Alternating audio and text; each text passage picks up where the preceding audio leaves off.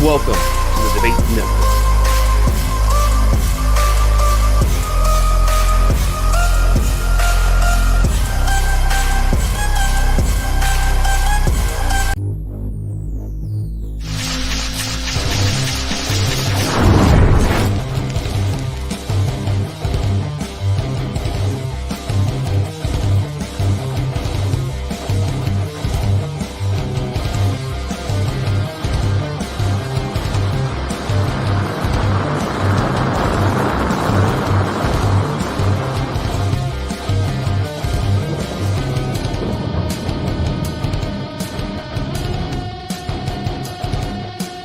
The following program is rated TV MAL. It contains strong language and is intended only for mature audiences. How's everybody's father feeling today? Go fuck yourself.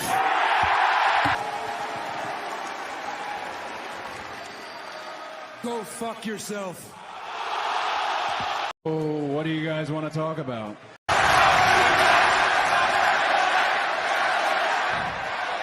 Let me talk to you. That's right, folks. Let us talk to you, baby, and welcome to the Circle of Debate Just in Time Pro Wrestling Podcast, folks. Here, episode 209, because this is the unforgiving road that we're heading to. Because we got a lot of pay-per-views coming up next week. We'll save that for the prediction next week. But man, we're on the road on that, folks. But I'm not alone, of course. I'm here with my two other hosts. What's talking about? I love these men dearly, so dearly, folks. But let me introduce.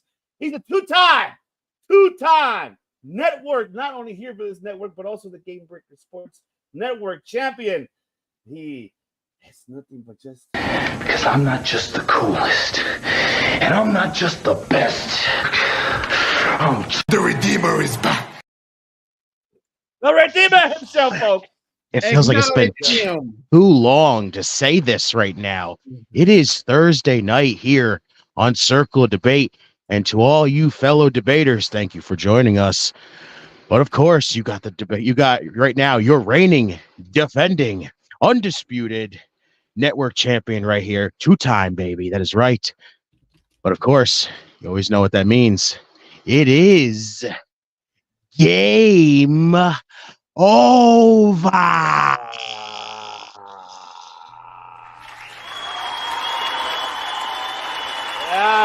Acknowledge our two-time champion right here. Acknowledge him. I'll acknowledge that man. I want to acknowledge the other guy, but I'll acknowledge him. That's probably the only man I would acknowledge. And of course, the other person that I acknowledge, because he is our attorney at law, folks, not only for the Debate Network, but also for the Game Breaker Sports Network as well, because he's a Mussolini and Kennedy. He's the fill of fucking Pepsi and also of law. That's right, attorney of law. Don't forget, ladies and gentlemen, this is brought to you by Pepsi, Phil Esquire Hathaway.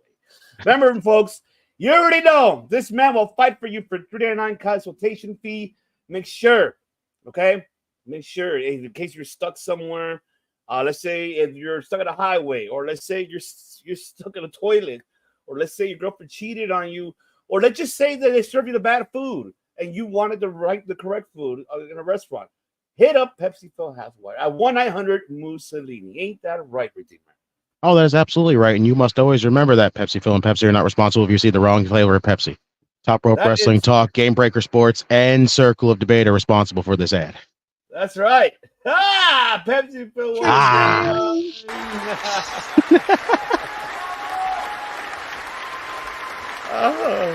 Every time that ad plays, he makes another $1,000. Exactly.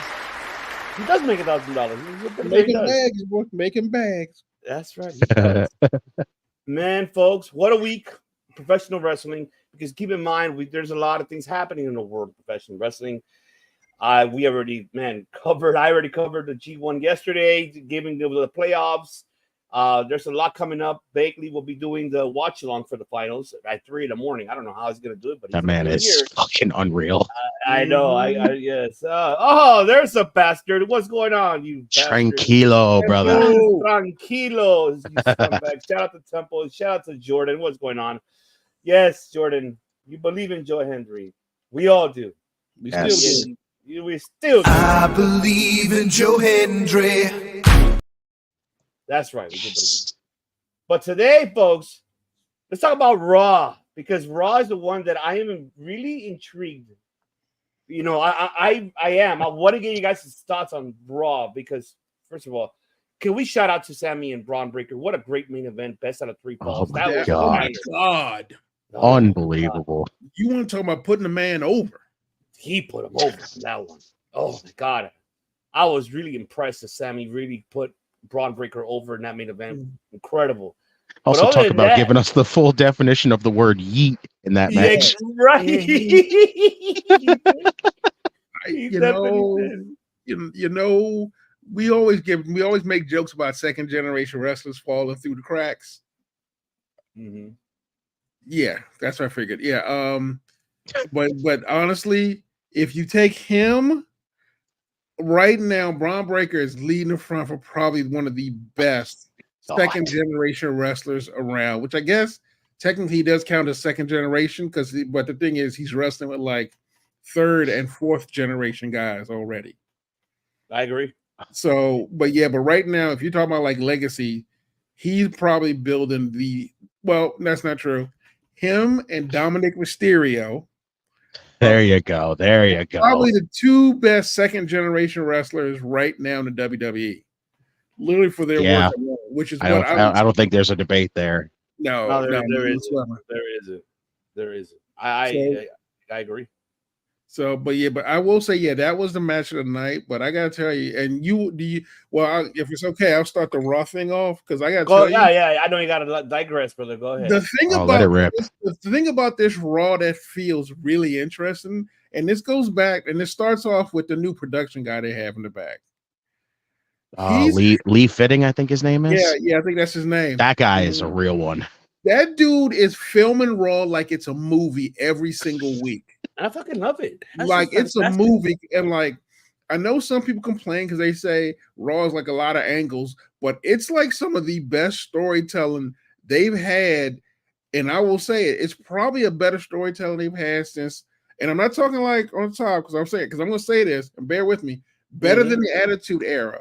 Because, and let me explain. Ooh. What's a bold statement? But let me explain. Bear with me. I'm saying because in the Attitude Era, the best stories were the main eventers. Yes. And the mid-carders were just kind of just floating around, and anyone who randomly broke through, like say a Eddie Guerrero or an Edge, then they made to the main event, and then they got great stories. Right now in Raw, main event, mid-card, or even lower than that, all have good stories. Like they're all on some level, those stories are compelling. So honestly, in my opinion, for a show, if you have a thing where it's great up top, but the rest of it is kind of boring, you're literally just watching a show just to get to the good stuff. With Raw, it is all good. It is genuinely all good. Like the main event guys are good, mid card guys are good because, like I said, the IC title literally was like an amazing match. Normally that's a throwaway match for a lot of years. The same for the US title, the same for the US run. LA Knight and the way he's running that belt right now, him against Santos and him basically talking shit to everybody, is great. Yeah. Exactly. But think about it. If you like, as much as we all love the Attitude Era, tell the truth. If once you got past the main event, top guys, how was the storytelling after them? I want to take that one. Do we need to talk about Choppy with Val Venus? Oh, let's not go there. Let's not even go there. There was some terrible storylines. There really was, to be honest with you. Yeah. Until we got, like I said, Dominic and Braun, man. So, like I said, for right now, Raw has like I said, with this new production guy and the way he's filming everyone and the way they're building their segments, like even the Creed brothers. Oh my God, American Made. Think about it. That's the NXT guys. And truth be told, they should be, if under the old regime, they'd be buried within 10 minutes of coming up top. And they'd be called something like William and I don't know, Joseph, like Creed or something. Do we need to talk about the Viking experience? Do we need to No, talk we about definitely that don't one? need to talk about that. Oh man. We need to talk about that debacle. No, But we don't need right to bring now, that let's one hit the up. top. No, we wanna bring The that Viking up. Experience War Raiders. Yes. Ivy Nile also doing great. Another call up from NXT. And we didn't know what they were doing with her. Odyssey Jones, who apparently is going to be the reason the New Day break up. I wanted to bring that up, but bring it up. I want to wait hear a you. minute. Hold on. Uh-oh. There's that debate right there. Looks like there's a debate there. Uh-oh.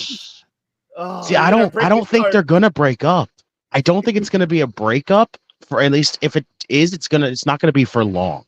No, honestly. I mean, the one rule they always had is if they break up, it won't be because they turned on each other.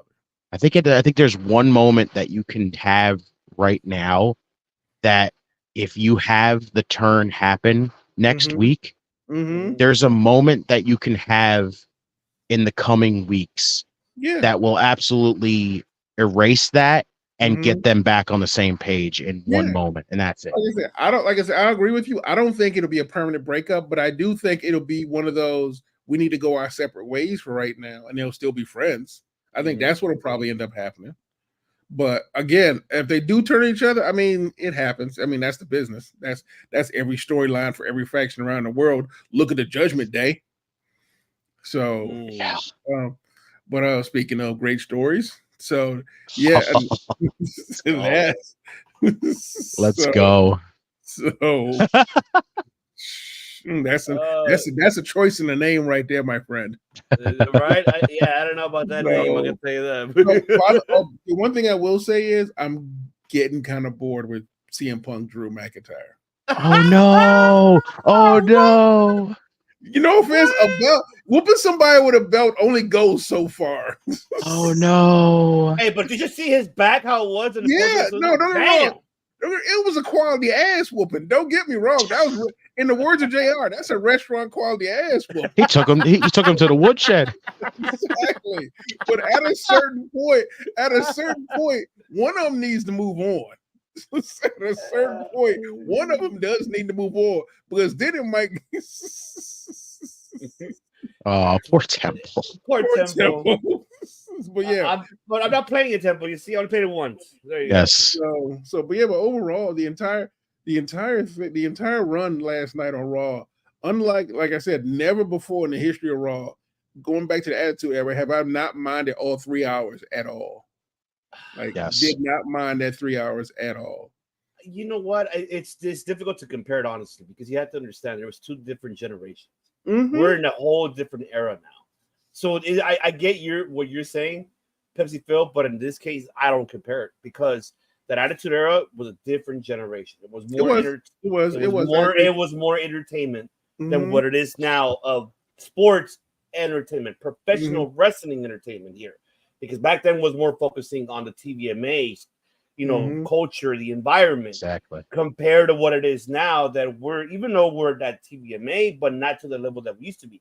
Because in the whole world, there's sensitivity now which I'm not saying is a bad thing, which I'm saying is, it's great to have that because now people around the world acknowledge the words, what they say, acknowledge how they pronounce it, and certain things, at least right here at this point, they're kind of at least getting into the route that, hey, they can say the word bitch, shit, remember how Papa H, I wish I had that clip where he says, oh yeah, how you can't say the words bitch, fuck, whatever, or anything like how, that DX one. I wish I had that clip. Oh my God. It's true. It's so fucking true. But I get you on that, man. I get you. I mean, for me on this one, for Raw, though, the Ivy Nile, we all expected it. That was going to happen. I'm not surprised there, but I'm glad that I hope we see her. Man, I just hope that we get a momentum going in that feud. But the one thing you brought up, all right, I'm going to respond before Redeemer does. I got something here for you about Odyssey Jones. Him causing the New Day. Here it comes. I don't think so. This is what I think will happen. We saw already Xavier Woods been giving that face like, oh, I don't know. Like, what's going to happen on the line? He's going to reject them in the beginning and watch Big E shows up. Well, man, look, you know I can't do it. You know my condition. Yeah, just devious right here. Same mind state. Yes. He's going to tell him. He's going to have him in part of the club. Says, I can't wrestle right now. I'll manage you guys. Have him. If Big E can do that while he's still recovering, why not? Have him included in the New Day. He will. Odyssey Jones will pump it up. That whole character, that tag team. I hope he does. But I think, dude, they need to get away from Final Testament, though. That I would agree with that. So Halo, we're sorry. So I do think that's a really good idea. I think, however, they're not going to let Big E manage, but I think he will be the one to look at him and go, you got to take him in or something, or because they're not going to let him come out to the ring because again, he hasn't been medically cleared and he can't go out to that ring. Period. Oh, that sucks, man. He can't even be involved in backstage segments, and he's like, even though technically he's hitting the marks, he still hasn't been medically cleared to go do it. So I don't even think he could, because the thing is, if he takes a errant bump by accident, gets kicked in the face. No. I do think at some point Big E comes in and he's the one who calms everyone down. So I see. I think that's going to happen down the line. I see that for sure. That I do see. I did love everything that with the beginning of with Rhea, and I love that. I know where you can find you. I loved it. Everything was awesome. That was great. I know people are like, oh, come on, man. That story is not like right now. This is how I feel, and I don't know if you guys feel the same. I feel that, Bash in Berlin is just the beginning of it, of where everything is going to get to the main for Bad Blood. I think, is it Bad Blood first before Survivor Series or after? It's Bad Blood. Bad Blood's first, yeah. Yeah, it is first. So that means they're going to hype Bad Blood for sure. Damn straight. Keep in mind also, the thing you have to remember is there's still only 2 people versus the whole Judgment Day. And even if we leave Carlito out, that's still 4 people. I know. So even if you have Dom, you have Finn, you have JD, Liv. If you take Liv out, that's still 3 on 2. So they still need a third person. They just killed Miz. Literally. No, they killed R-Truth. They killed Truth.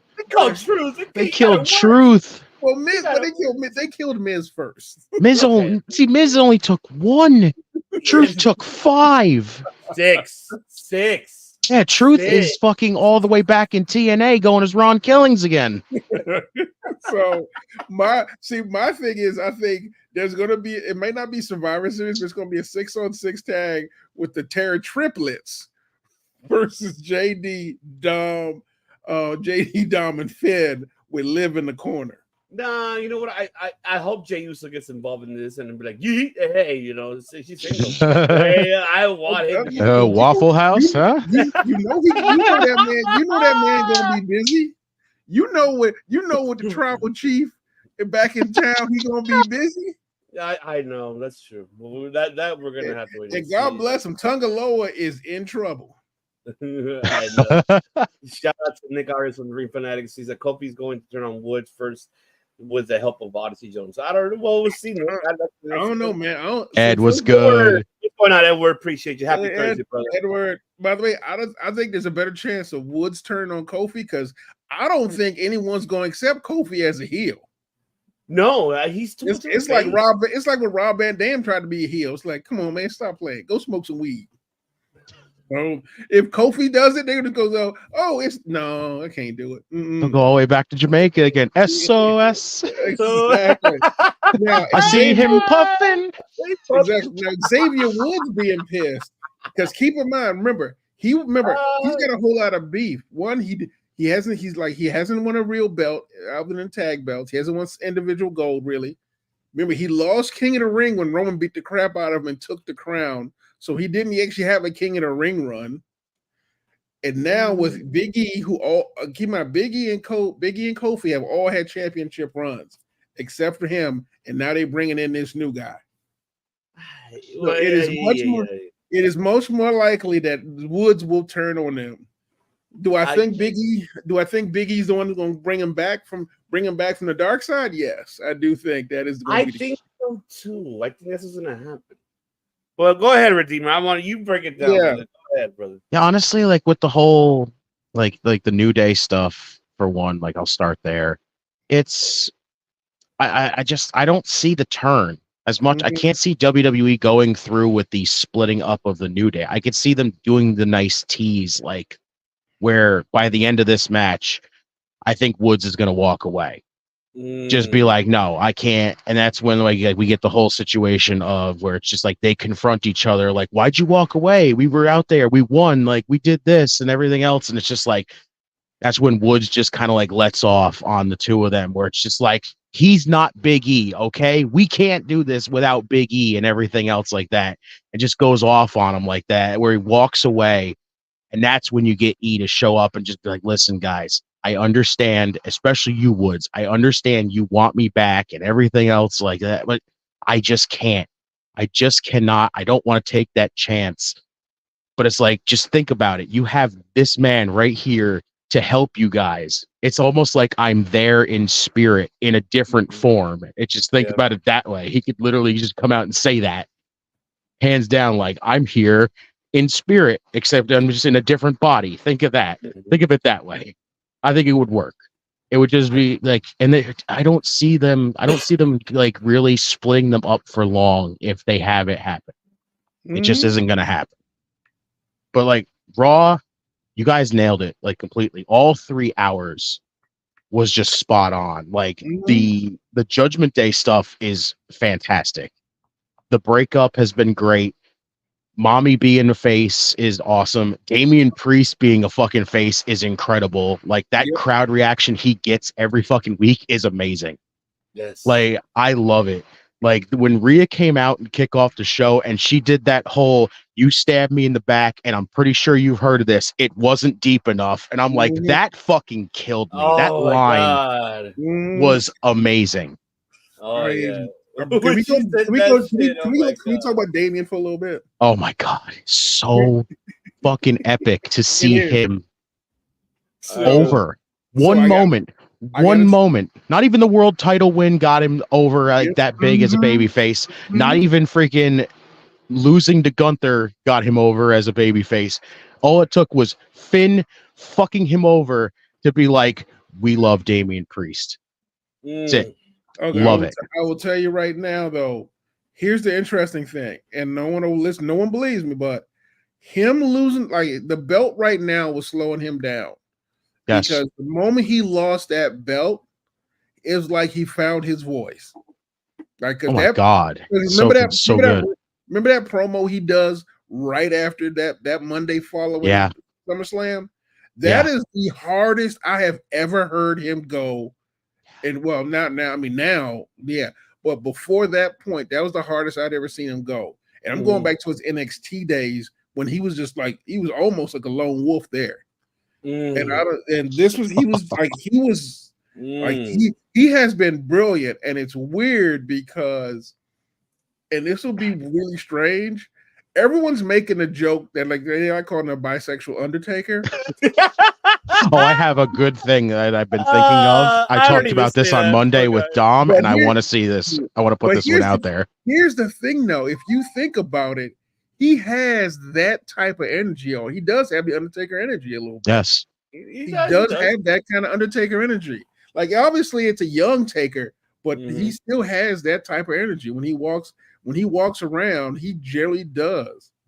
So, I mean, he's been great. I like that. I need to watch the documentary they did on him because I heard it's amazing. Yeah, I did too. So I have to check that out. Yeah, I still just see it, man. Fuck, it's so much. But I thought about this with the whole them brawling when they were brawling and everything, and like Liv keeps running away and Dom keeps running away. The only thing I kept thinking is, if you want to stick to this bisexual Undertaker thing that they keep calling him and everything, what if you literally have him recreate a Taker moment where Dom and Liv run away and they just jump in a car to get ready to leave, and we just get the whole "Where to, Dominic?" freaking scene? Like recreation would be fucking brilliant. Well, we remember we had a little bit of that though. Remember when they're on the stand, when they're on this, when they're in. Oh, I know, but I just want that in the car moment where it's like they dive into the car and they're like, "Come on, let's go, let's go, let's go," and then the fucking thing just comes down and he just looks back at him like, "Where to, Dominic?" I'd be like, "Yes, let's go, Priest, sticking to the gimmick." It would just be so fucking amazing. Like, Yeah. I love it. But I'm with you, man. Raw has been an enjoyable to watch. It has been genuinely enjoyable to watch. And honestly, here's an interesting thing I'm thinking about. Mm-hmm. Everyone and I immediately jumped to Netflix. I feel like their change over to Netflix will not so much be edgier or, as Dom puts it, boom titty. What? Boom, titty, baby, world elite. So so basically, Stop what he doing said it. is that he doesn't think WWE is going to be that edgy or that dark because he said it would just stop being special.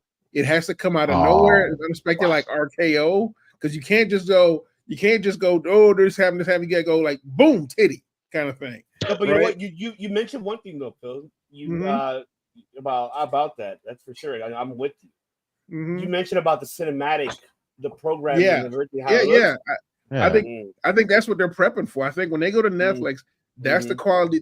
The quality of filmmaking is going to probably double to filmmaking. The quality of production is going to probably double to where it is right now. I'm with you on that. Because the backroom stuff, the way they kind of film everyone coming in, going out, the way they film like the segments. That is like legitimate good storytelling, even when they set them up. So, like even who are they? The backdoor bang bang scissor gang. What? Why you got Jay White and the Gun Club and the backdoor bang bang scissor gang? I mean, they're great. Sonya Deville, Zoe, and Shayna Baszler. Are we cool with that name? Are we good with that name they got? What the fuck is the name again? It's the pure. What is the hell is it? The Pure Fusion Collective. Yeah, I don't. Yeah, I could. PFC. Yeah, honestly, like I said, it's hard enough. Remember, like what's it called? The Catch Gang, New Catch Republic, and it's hard. It's hard enough to remember New Catch Republic. I am not gonna remember that. That's why you think I keep giving that weird name. So, am I okay with it? Not really. I met your counterpart, Coca-Cola Karen. What the fuck, Ed? I don't know what she's doing. Her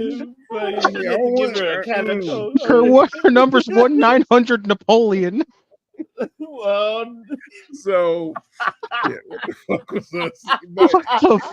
That was the best fucking chat ever. Oh my god! Edward just caught me randomly off guard. My lord! Yes, thank you, Ed, for that one. So yeah. So anyway, but yeah, those three, they're it's a great gimmick. I like them together. I think they've been doing a really good job. I'm a little bummed that we don't get them versus Damage Control because Dakota Kai got hurt. But we still can. It's just going to be 2-on-2 for a while.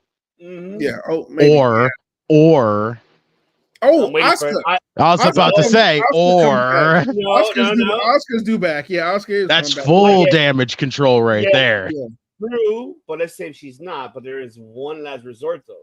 Yeah. I thought you could say her name, Redeemer, but I was fucking. They were in for part time only for one night because they've been interrupting in her matches. There's one person that they could add into that Damage Control for that one night. Let's say. You don't say Zelina. No, I'm talking about Lyra Valkyria. Oh, okay. That's an interesting. I don't hate it. Yeah, you could probably do it. I mean, I'd be happier with Asuka, but yeah, Lyra's not a bad call. Yeah, because let's say if Asuka's not ready yet. Let's say Well, I mean, she won't be ready, but she won't be ready by Bash, obviously. But I think I think she'll be ready by the end of the year. I think, or before that. I think so. So we'll see. Like I said, honestly, I think she'll probably be ready by a Survivor Series. Okay. Can we point out the one big glaring positive on this show also is What? fucking Bronson Reed looking like a monster. Oh yeah. I think we were waiting to get to that match. Let's fucking go. Us big guys stick together for a reason. Anyway, fucking love this. He has been doing Love it. this. He's been doing a really good job, man. It's fantastic. I'm telling you, that man needs to beat Seth Rollins when he comes back. Make it fucking happen. I also put this out there on Monday, and I'm going to keep putting it out there. Let Bronson Reed beat up Adam Pearce. Let it be Vader beating up Gorilla Monsoon. I know. I heard you. Let it happen. Oh my God. I will put it out there. Let it happen. So here's my thing. I'm okay with Braun Breaker breaking Adam Pearce. If he goes, that's a permanent topic right there, man. Yeah, that's a whole freaking episode we can go on with that one. That's a debate circle discussion.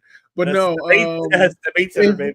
I actually, the only reason I want him to beat Seth is if he's on his way to get the world title. Well, I hope he does. I hope he's just like going to be in contention at that point. Oh no, I agree with he should, but I think I want him to finish his run on the IC title first. I will give him 6 months to a year. Then after a year, have him go after Seth and literally start running through, leading up to whoever has it at this point. How you let that man? How the hell does fucking Japan let him beat Okada, and WWE has just kind of got him like floating? What's the issue here? A lot. That's. I believe that's the next segment, sir. but okay, but one thing, Redeemer, I wanted to get to you as well. I mean, like Phil gave his opinion about it. What I need yours is the CM Punk Drew, is that dying out on you, or are you still intrigued on that story? Okay, I will put it this way. I'm not that uninterested with it. I just kind of lost a lot of it after what happened at SummerSlam, really. That just kind of like drove me, that kind of like put the meter where it was like, I'm fully anticipating this to like, all right, we're kind of like, okay, I understand. Like, I get we're going to have the strap match now after the belt whole incident thing, which makes all the sense. Okay, we're trying to stretch out for a trio of matches because basically, you know, Bad Blood's coming up more than likely. You know, it's where Hell in a Cell debuted. We're probably going to get Drew and Punk in Hell in a Cell, which makes all the sense in the world at this point. But it's, I think they're doing still a very good job to keep it interesting. But there's something off about it right now. It feels like it's starting to hit a snag somewhere a little bit. It's not fully fallen off, but it's hitting like a rough patch right now. They're at, for me, they're at a dead zone. It's like, think about it. Punk already lost. At this point, Drew's just like someone who just wants to kick a dead horse. Well, this is why you have to have Drew break into his house. That's exactly. How many times do we have to keep putting this out in the fucking atmosphere here? We've been saying that forever to do that. The problem is that even then, when Drew won, it pretty much kind of put Punk back in the saddle, and then having him have that little weird talk about like, now I should apologize, but I won't. It's like it doesn't make it does. Yeah, there you go, catch up. Thank you.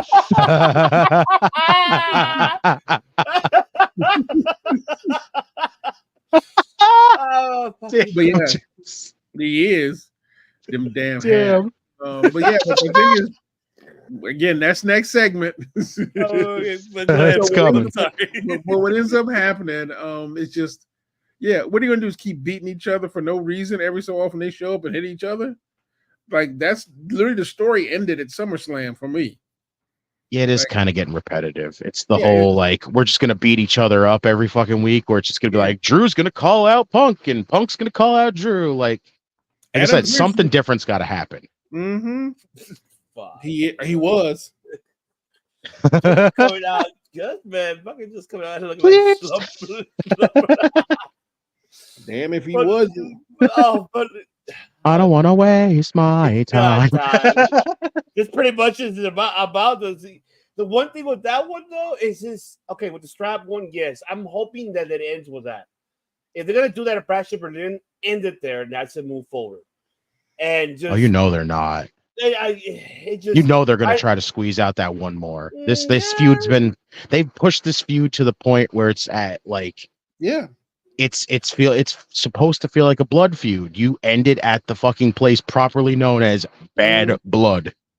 And that's why I feel like, you know how we've been saying, the only way to build this story really to elevate it to where it gets to is he has to go to his house and fucking have that bracelet. Something new has to happen.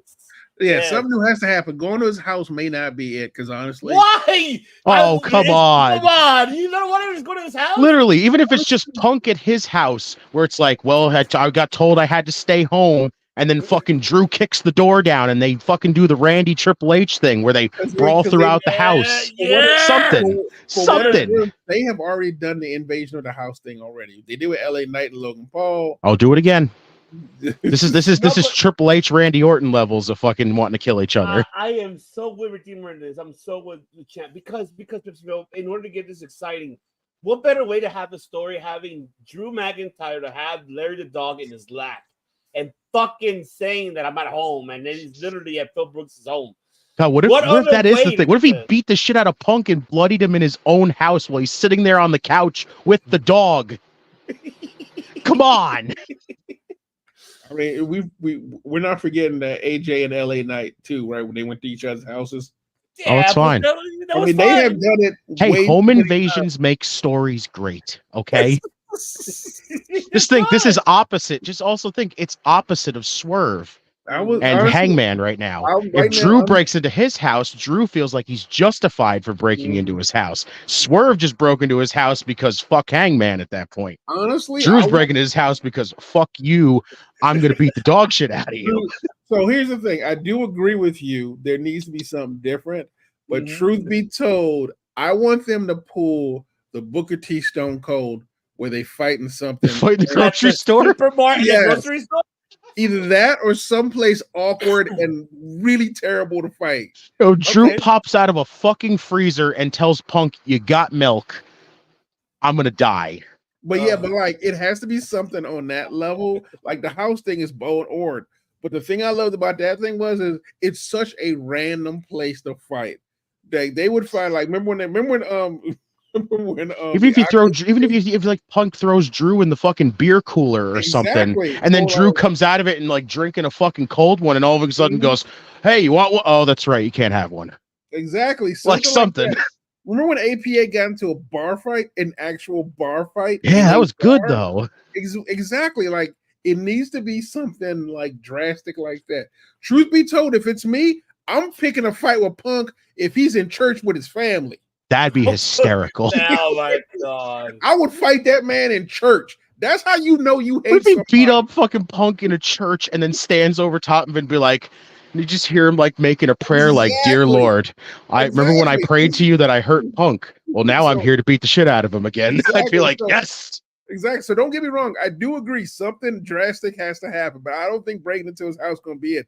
They need to go someplace so out of pocket to have that fight that you actually know how much Drew really hates him. Like I said, I'm picking a church because there's nothing that says disrespectful like picking someone at church. Or they pull a move where they just beat up Punk in the hospital. I don't know. Shane and Kane right there. Shane and Kane. Yep. Shout out to Lennox, man. Lennox, what's up, man? Sorry. What's good, Lennox? Versus Bronson versus Drew versus Punk versus Seth versus Damien, 6-man Hell in a Cell. Yo, if we get the Armageddon Hell in a Cell back, that'd be fucking wild. That'd be awesome to do. I know, Temple, that you don't want that shit. I know. Oh, come on, Temple. I told you, I'm with him, man. You attack Punk at the bakery that Punk gets his yes, exactly. Bro, let's go. You're gonna go to his house, but when you go into a man's fun routine, when he getting his Starbucks coffee, fuck him. There you go.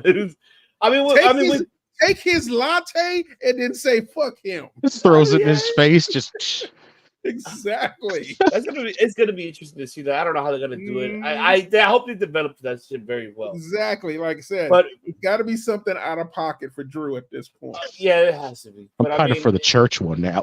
Damn it. I know. Hit him with some holy water.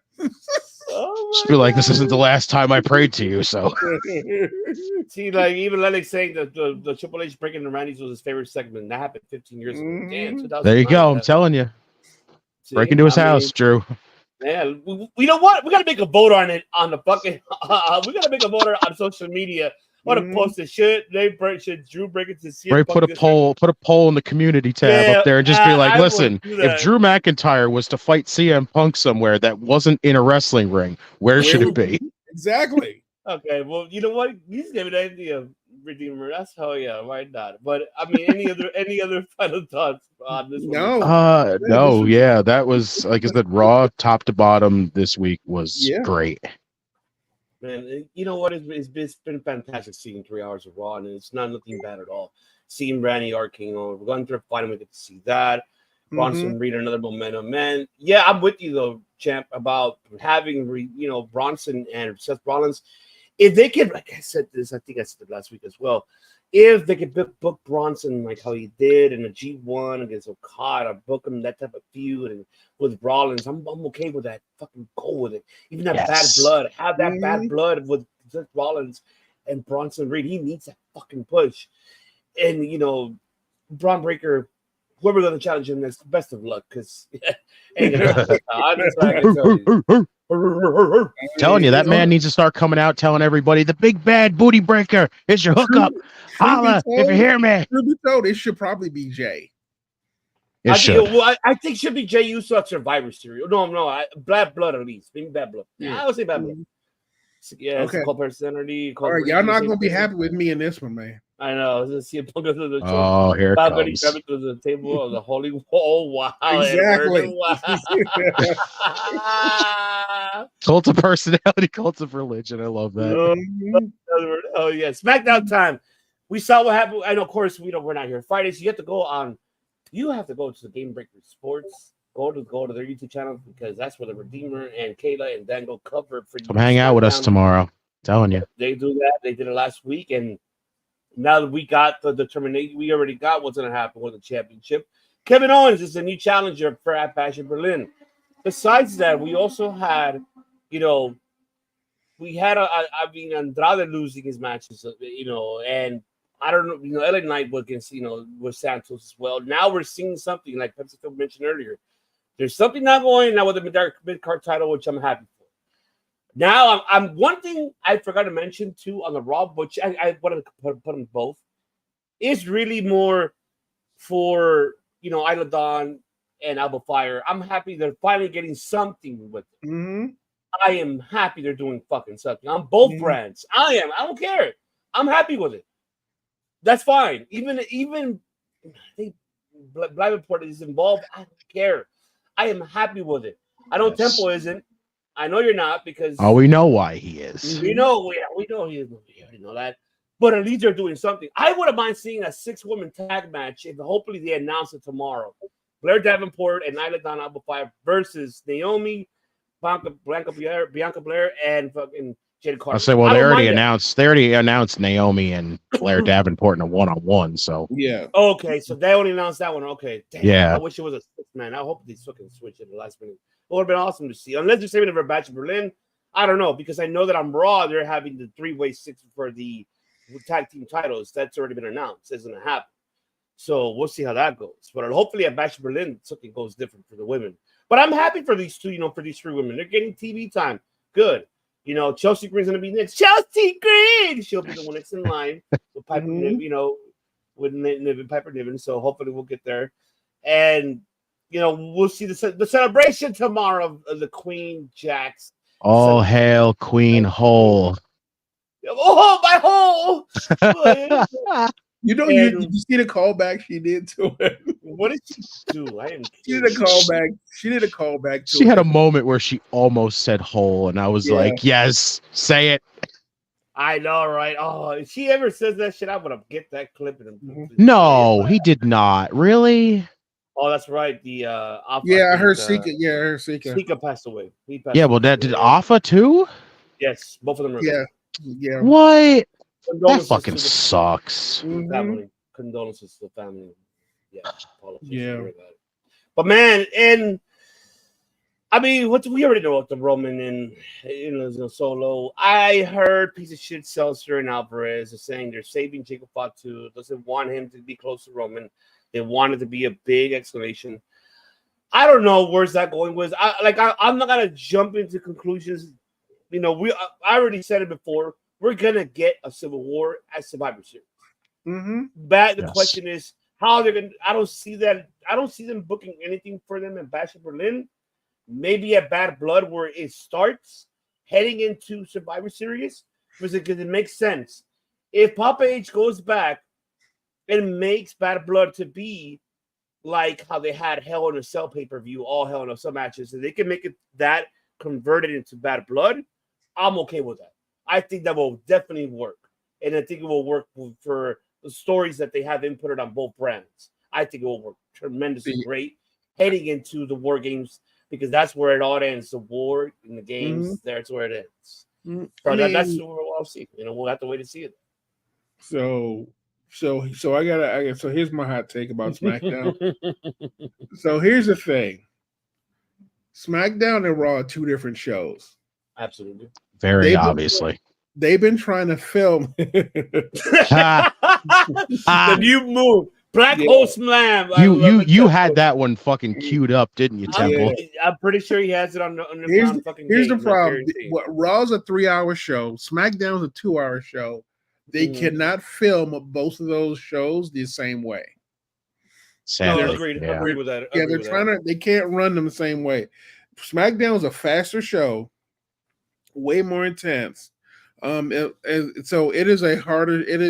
It's a tighter show that to run, and they're trying to stretch out a lot of segments. In my opinion, a little too much. Not that I don't mind them, but a lot of times these storylines are really slow to develop and really slow to show up. Because if you look at this entire thing, LA Knight's carrying the storyline. Obviously, Nia's carrying hers. But truth be told, everyone else's is kind of like Cody and Kevin. That felt like it happened by accident. And it should have had a better build up for me, but they took too long to build up to it. It was literally just one segment, and it didn't feel like if it didn't pop off as hard as they were trying to make it pop off. Because when Kevin said I deserved it and they do the Roman speech, that should have been a little bit faster and should have been built a little bit quicker than they had been building it, in my opinion.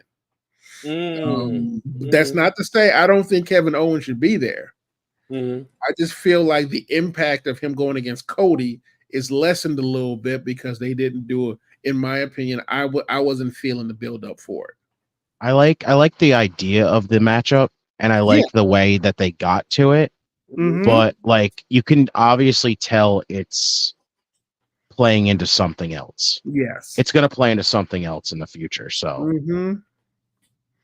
that would actually be honestly, I would prefer that at Bash at Berlin before I expect Cody and Kevin. Because honestly, I think we're gonna get. I think that's where we're gonna get the other matchup that's gonna come out of this. So yes, but honestly, around it, and this will, and I know this is me being harsh. SmackDown was boring. It was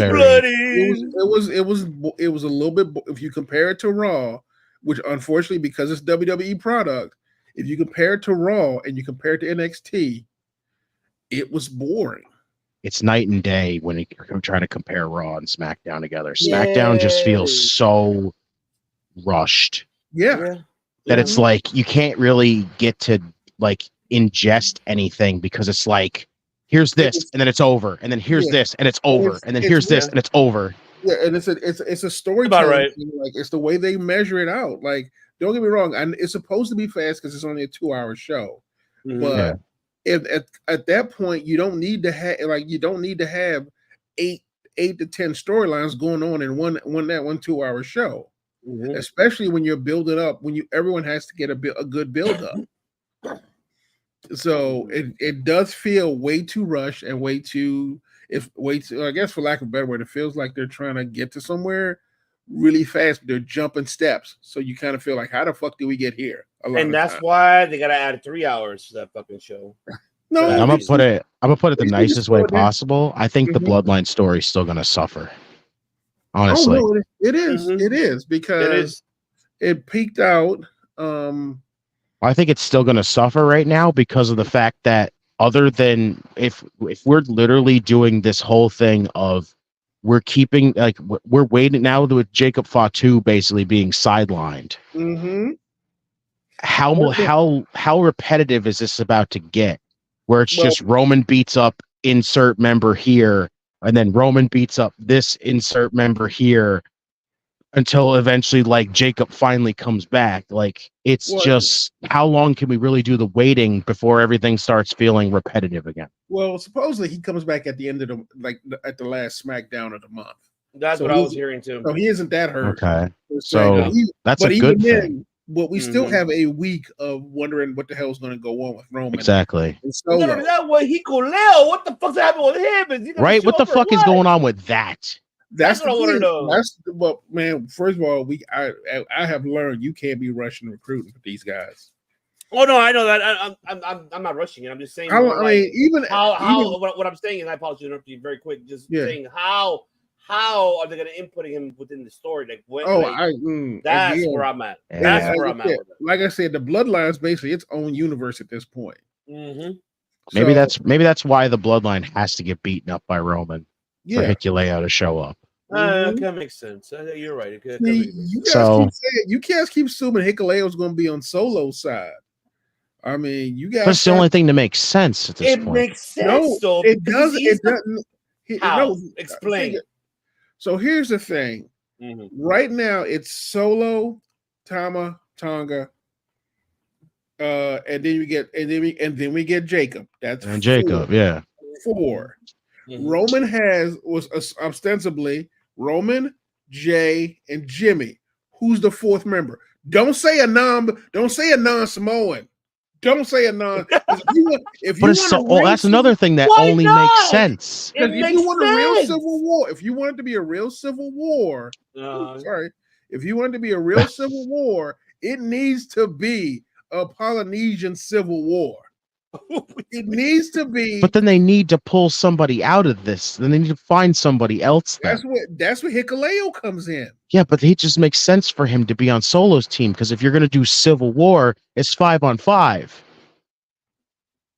But then again, that leaves who does Roman have to back him up?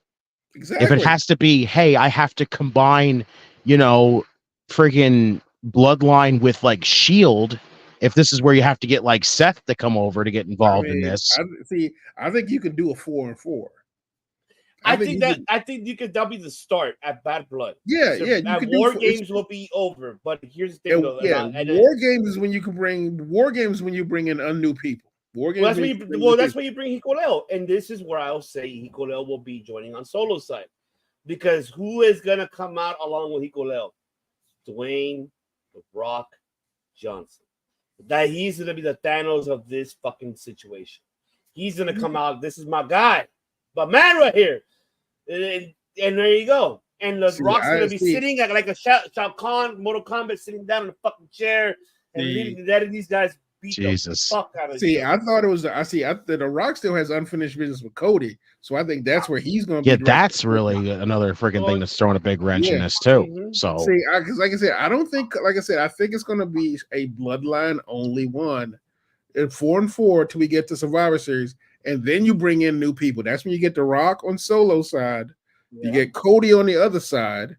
So think about it. It's Roman, Cody, Jimmy J, and Hikuleo against Solo, Rock, G.O.D., I'm going to call him that, Jacob Fatu, and then you have the next one after Survivor Series where it's the Rock and Cody. I mean, here's another option you could do, though, if you do have Sammy, like if you're going to actually go with it as the OG bloodline of what we got, where Sammy gets involved with it too. Like say that happens. Mm-hmm. and you do 5-on-5. You Yeah. couldn't do 5, like you have it solo, God, Mhm. Jacob, Hikuleo versus Roman, Usos, Sammy, and then Rock.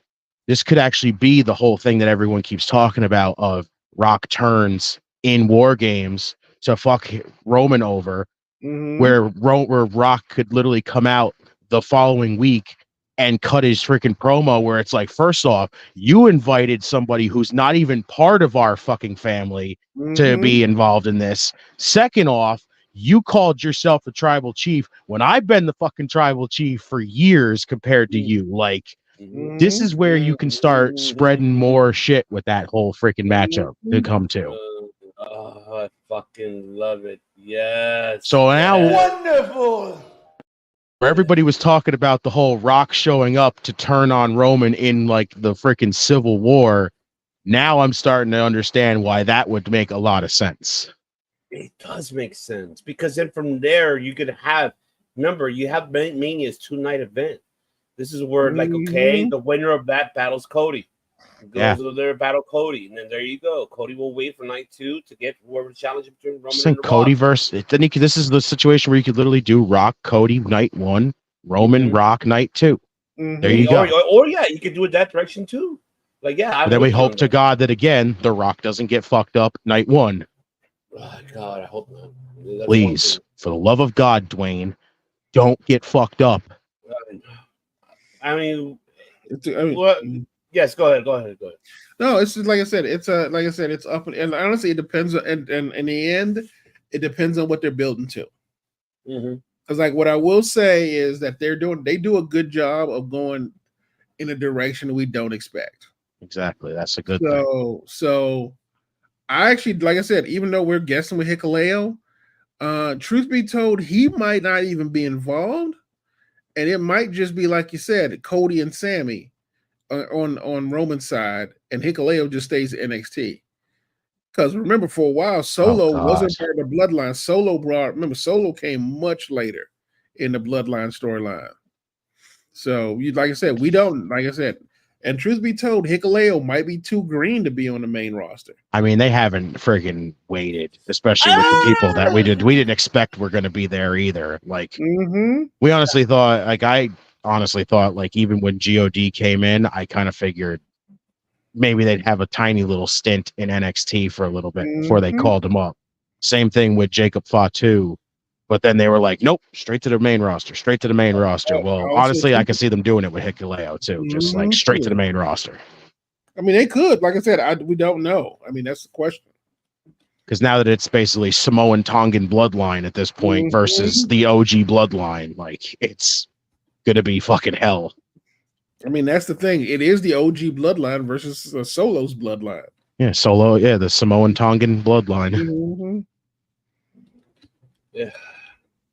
I mean, what else we could add on SmackDown that you guys are intrigued besides that story? Honestly, it's so tough. I mean, it's not that it's been. Here's the thing. That's the thing that's weird. Even though we may have been talking about it, it wasn't a boring show. Yeah, it just was not as exciting as NXT and Raw was. So it has the feel where it tells good stories. It just, you can feel the difference in the show where it's just kind of like, it's there. Yeah, like it just takes, like I said, they are going through. They're going through and they're taking their time figuring out where they sit in the storytelling process of their stories. Because let's face it, the Bloodline storyline is good. LA Knight storyline is good. I know he is a monster. He is a monster, but like by WWE standards, he's not WWE TV ready per se. I'll define it differently. How Pepsi Field does. Simple. Yeah. Let me remind you that Hikuleo needs to get used to the North American style because he's used to the strong style. That's it. Yes. Very simple. There is. I mean, honestly, and it's not even North American. It's WWE style. Because look at because truthfully, if it was me, our girl will already be on the main roster going for the title at this point. If you look here, she'd be on the main roster going after Tiffany Stratton for that belt. She coming. She coming, bro. She coming, but I can't wait till she fucking shows up. I am so ready. Man, So like I said, what- Trish, but Bakir's got a stint in NXT against Julia coming up. God, I can't wait for that either. Exactly. So, like I said, it's like you go to any company, you got a certain set of rules you need to meet. Sometimes you can break through and you don't need to, like I said, God did, AJ Styles did. But everyone in some way has a point. Like even Bobby Roode had a stint within I miss Bobby Roode so Yeah, I much. do But too. shout out to him. He's a producer now backstage. But here's the thing, Shouts to fucking Bobby Roode for doing another glorious bomb recently with Ciampa and Glorious! Gargano. But here's the thing. This is my point about Bobby Roode. Bobby Roode, one of the most seasoned veterans in the world, a TNA standby. He know TV, a legitimate North American style guy. But when he came to WWE, they put him in NXT when he should have been main roster. Like as far as I'm concerned, It was good though to have him in NXT. No, He killed it. Mm-hmm. Oh, he did. Like I said, he beat Shinsuke. I think he beat Shinsuke. Or he beat Joe to become champion. I beat Shinsuke. It was like literally. Just think, he had one of the coolest, like the best fucking counters into a glorious DDT that I've ever seen. A man pulled a fucking head scissor into a landing into a friggin' DDT, like fucking amazing. So like I said, I was surprised he wouldn't go straight to the main roster too. But like I said, WWE's got their rules on how they want people to learn how to do this. But you know what? At least he won the U.S. title, so I'm not. No! Don't get me wrong. I'm not the man. I am not going to run that man down. He has done everything. Still part of probably two of my favorite tag teams that man was on. Literally, Beer Money and America's Most Wanted, two of my favorite tag teams. Oh, you said the Oh my God. Beer Money. You said the fucking magic. So he, like I said, I didn't mean. I hope I didn't sound like I was running that man down because the man's great. Yes, he is. Definitely a Hall of Famer. I mean, another one that literally was in NXT that you could have said because he's a seasoned veteran that could have went on the main roster again, even though he had it. And I feel bad because he had such a shit run in WWE. Was Eric Young? Yeah. Well, that was we all know whose fault that was. Oh, easily. Yeah, we all know whose fault that was because he had a really good gimmick. Like that Sanity was fucking fantastic. Exactly. In NXT, they were great. They didn't even get, all of them didn't even get moved up. They got broken up and then moved up. That could have been a freaking like a threatening freaking thing to have on the main roster with those four running roughshod at the time. Like, do you know how happy I would have been if we had the Wyatt family versus Sanity? Oh, can you imagine what that would have looked like? Can you imagine that booking? God, I think that would have been awesome. Honestly. Yep. Oh, wow. I'm going to tell you right now, the Sister Abigail, literally, that's who she was when she was in Sanity. Take off the white dress, take the exact same aesthetic, you put her in Sanity, it's the same character. Oh, yes. No, you're right. It's the same character. But now we just have crazy freaking zombie. Exactly. That's right. So, like I said, that's a missed opportunity right there. I agree with you. Eric Young, I mean, don't get me wrong, TNA is much better with him, but I think he could have been a much better guy at NXT and WWE if they gave him a chance. First off, you don't need to apologize, all right? Like, you can say that all you want. And exactly. You don't need to give me a percentage of your chub. Just say you excited. I hear you. But man, he's right though. What is it that you do with Bailey in this situation? That is tough. That is tough, but I think it's weird because she's being like kind of a wrestling ambassador fighting around the world. Her like what she had 2 great matches in Japan. She's kind of become like Natalia a little bit right now. Maybe a little bit. Where she's just kind of like there to kind of help the rest of the freaking roster. Yeah, I kind of see that as much. Like I said, I was happier when she was a heel because at the very least, she had a direction. As a face, it's a little bit harder for her. It was working, but then sadly, like her reign just went nowhere. I think I there's a lot, You guys have had a point. I'm not saying you're wrong. I'm just more like, dude, I wish they could really have her persona, her real persona, and make it like that ding dong and like what's up. Still be a face or be controversial, be a heel or face, whatever. Like, hey, like I'm always gonna use this term because this man did it, and I think if it wasn't for this man who really found it that way for everybody to see male and female character wise, regardless of his face or heel, it's Stone Cold Steve Austin. Because if you go to that character and follow the way Steve Austin did it, he didn't give a shit. He attacked anybody we were face or heel, regardless of him being a facer. He was none throughout those years. He was just like in between. If Bailey can do the same, like still keep that, let's say that I want to say damage control. Go back to the ding dong gimmick in a way, that attitude type of style, excuse me. And then with her current face, mix it together, combine, be like whatever, like attitude, like a rock star girl, like hey, what's up? Yeah, ding dong, dork, yeah, like shit like that. Like, okay, then push her. Then I could see her laying down, having a cocktail, like in ringside, like yep, and just like her, Michael Cole, shit. That works. Ding dong, hello, Bailey is the best. I feel like that will work for her, and it'll get the crowd behind her. Besides her, I'm not questioning her in-ring ability. It's really more the character. Make her go through the door. I'm with you, what you're saying, Eddie, and I'm with you too. Pittsburgh and Champ. I'm with you guys. I feel that I think that she needs that spark in order for us to get that, because she needs a Balor. She needs a Balor moment. She does need a Balor moment. That's for sure. She needs to be screwed over by Finn Balor. But Hugger Bailey was good too, though. It was. It worked for the longest time until it hit its freaking barricade, and that was it. Jeff is right. It did work for a while. I mean, it worked forever in NXT. And it worked for a little bit on the main roster. Like I said, until they started making Bailey look like a fucking chump for no fucking reason. Especially that whole situation with like Alexa Bliss, where they were like, she's afraid to swing a kendo stick. It's like, what the fuck is wrong with you? I did like when they went to therapy. That was kind of hilarious. I will admit you really want me to go back and see that shit. Now I would have probably see it tonight. I mean, don't get me wrong. I do agree with you.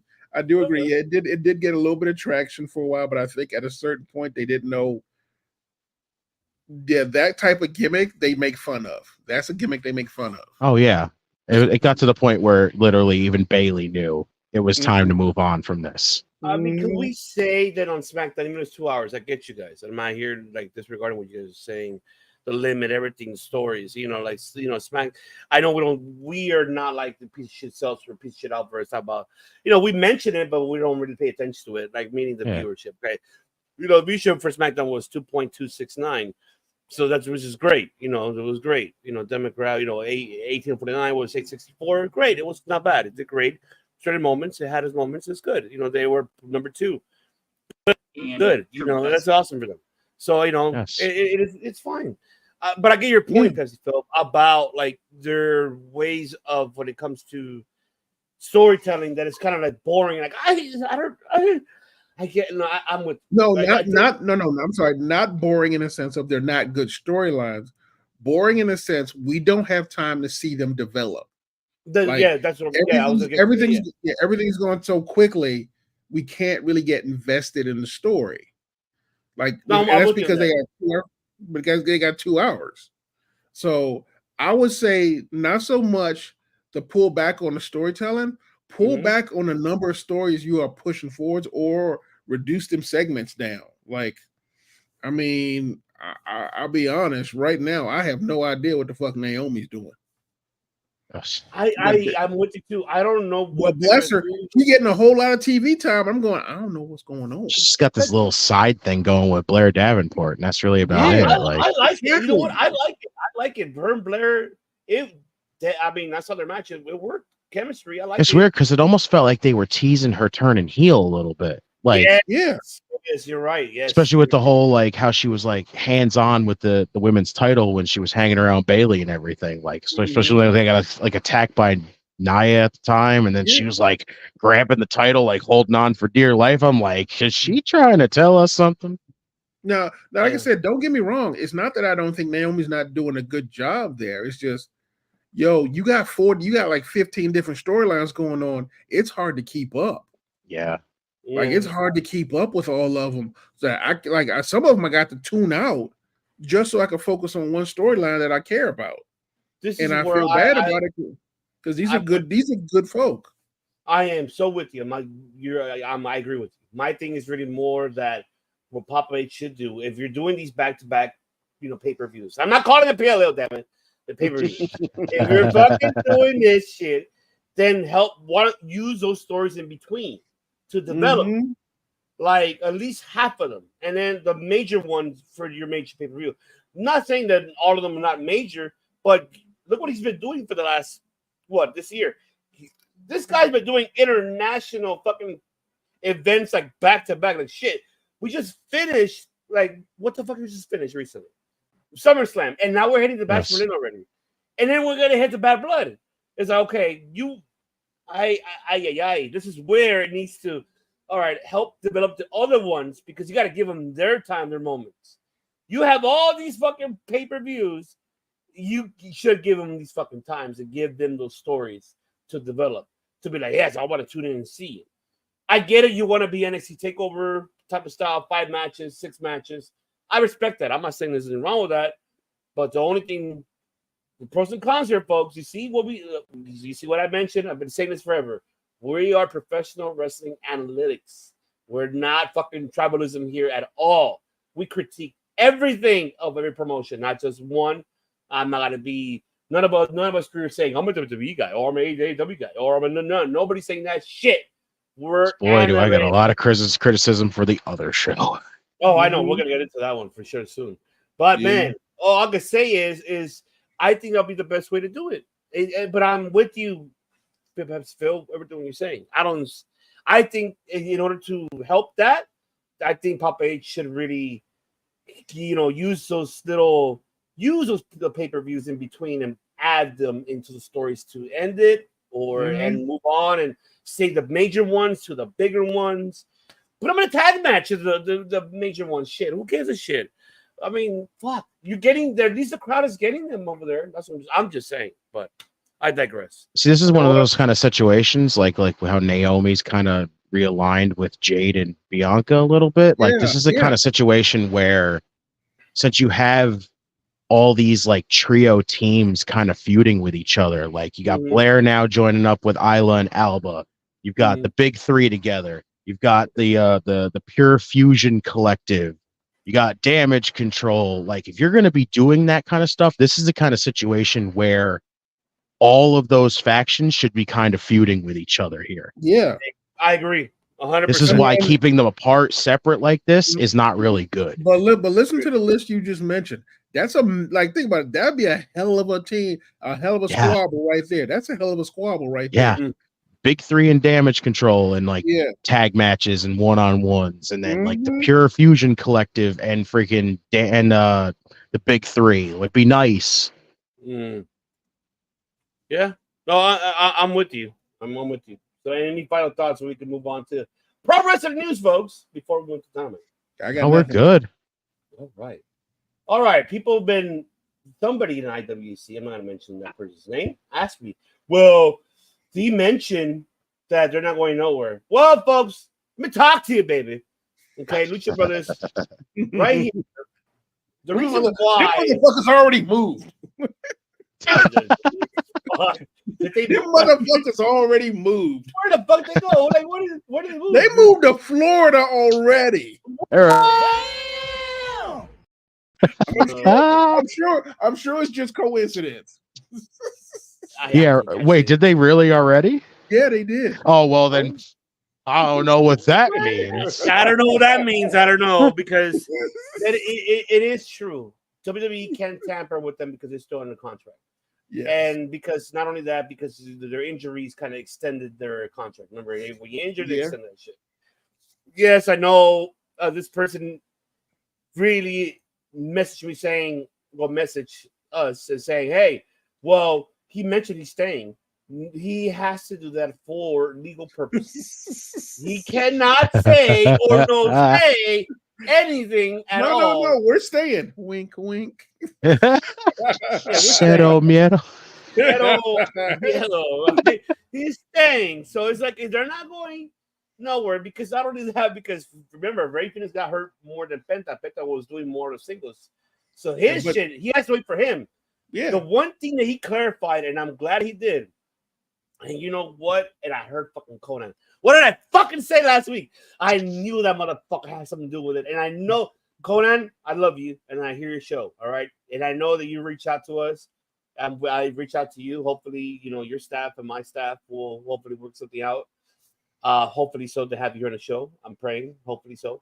But you mentioned something when they asked you that question. When this Gilberto asked you, he was like, what do you think? Well, look, man, what goes around comes around. When you said that shit, that means something. Not what did I fucking say? I fucking knew it. I just knew it. First of all, I know I'm jumping the gun. First of all, it's his fault. Stephanie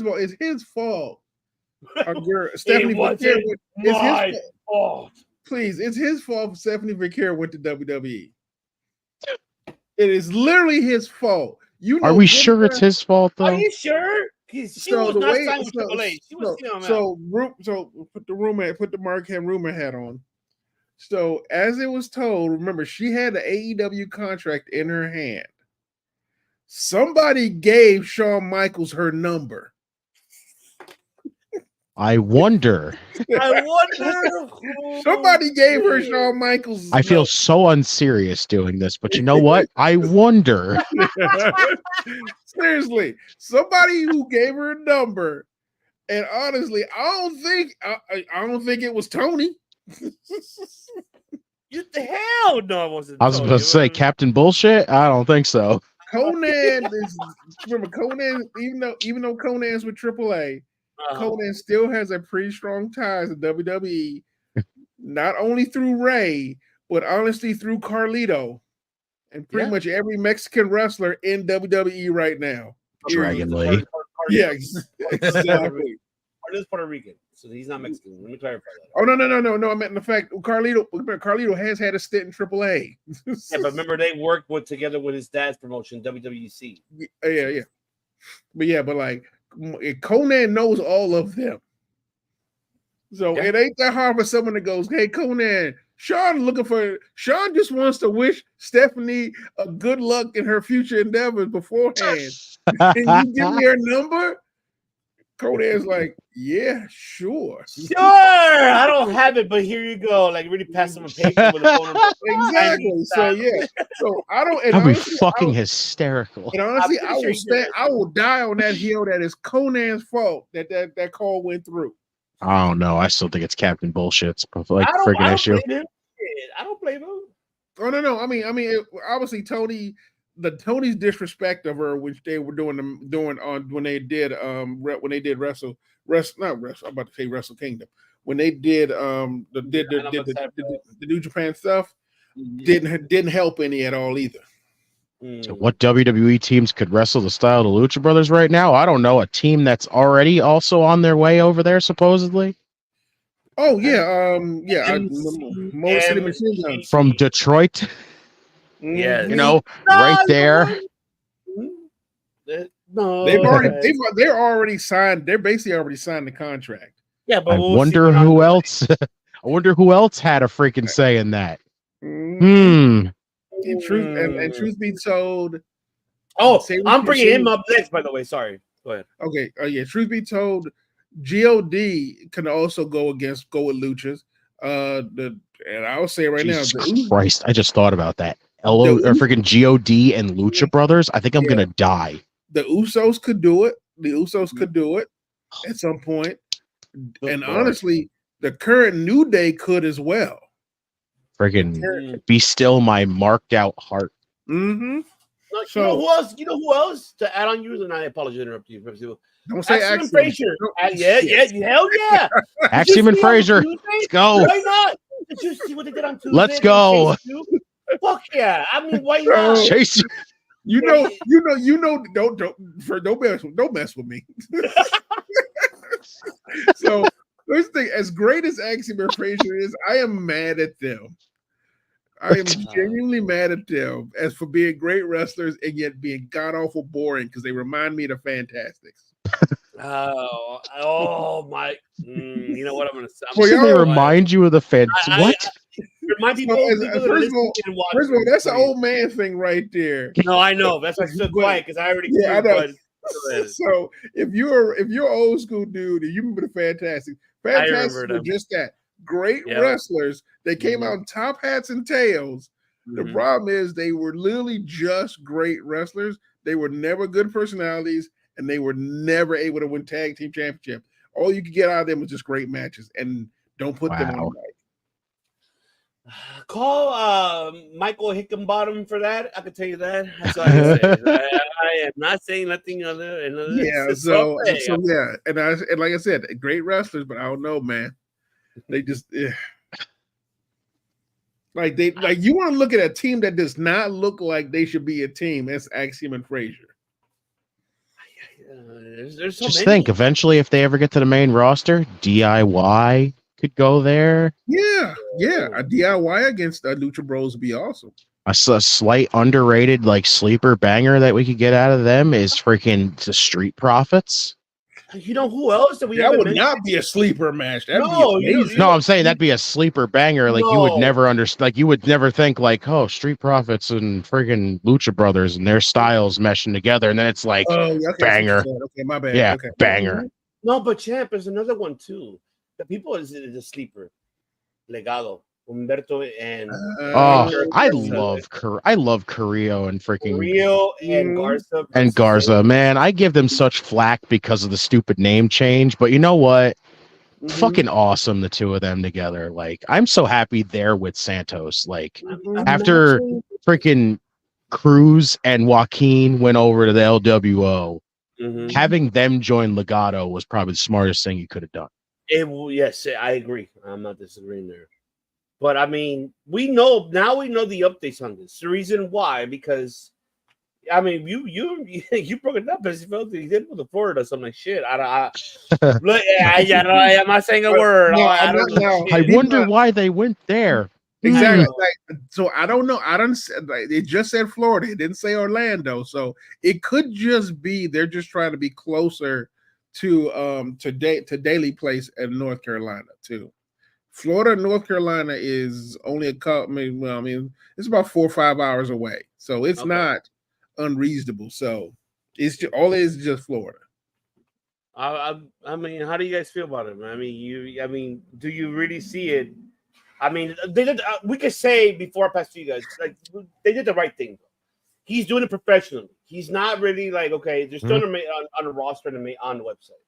And he mentioned it on the last event that he had. That I don't know if it was CML or Triple A or some other Mexican promotion. He's staying supposedly, but he's not. We already know that. They're leaving.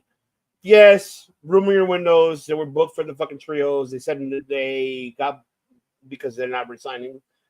They got booked out, so it went a different direction. But one thing that Penta made it clear, even Conan kind of made it clear, like when I heard him, he's like, "Yeah, they're a package deal."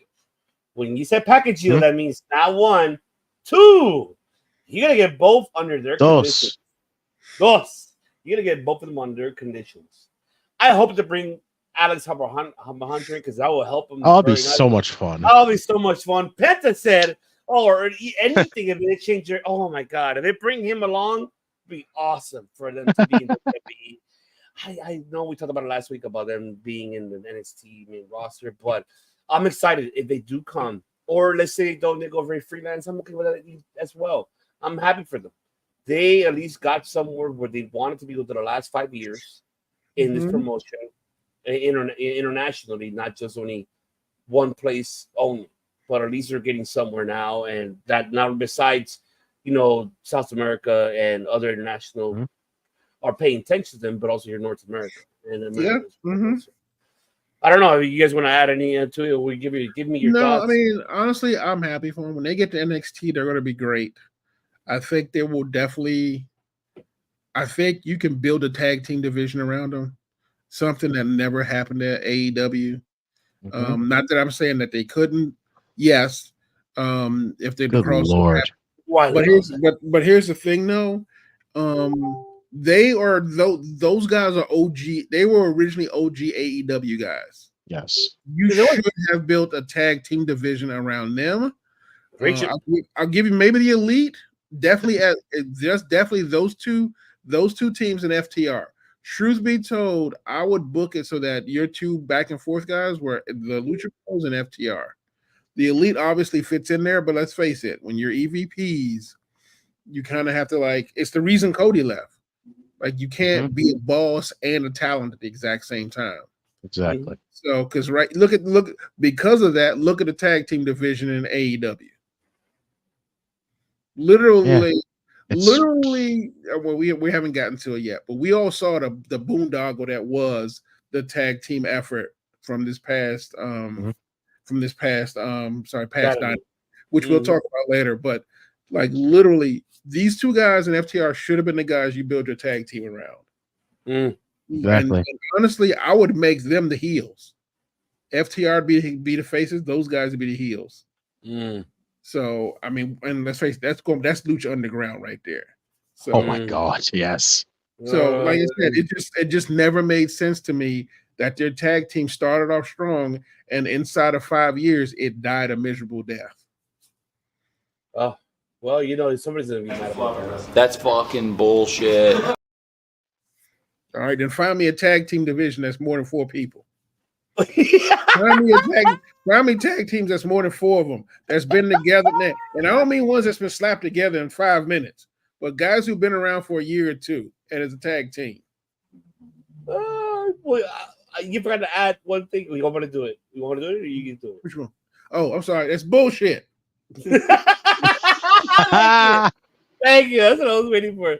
Alpha still alive. His daughter just confirmed. Oh, thank God. Oh, thank God. What the fuck? What? Oh, okay. Okay.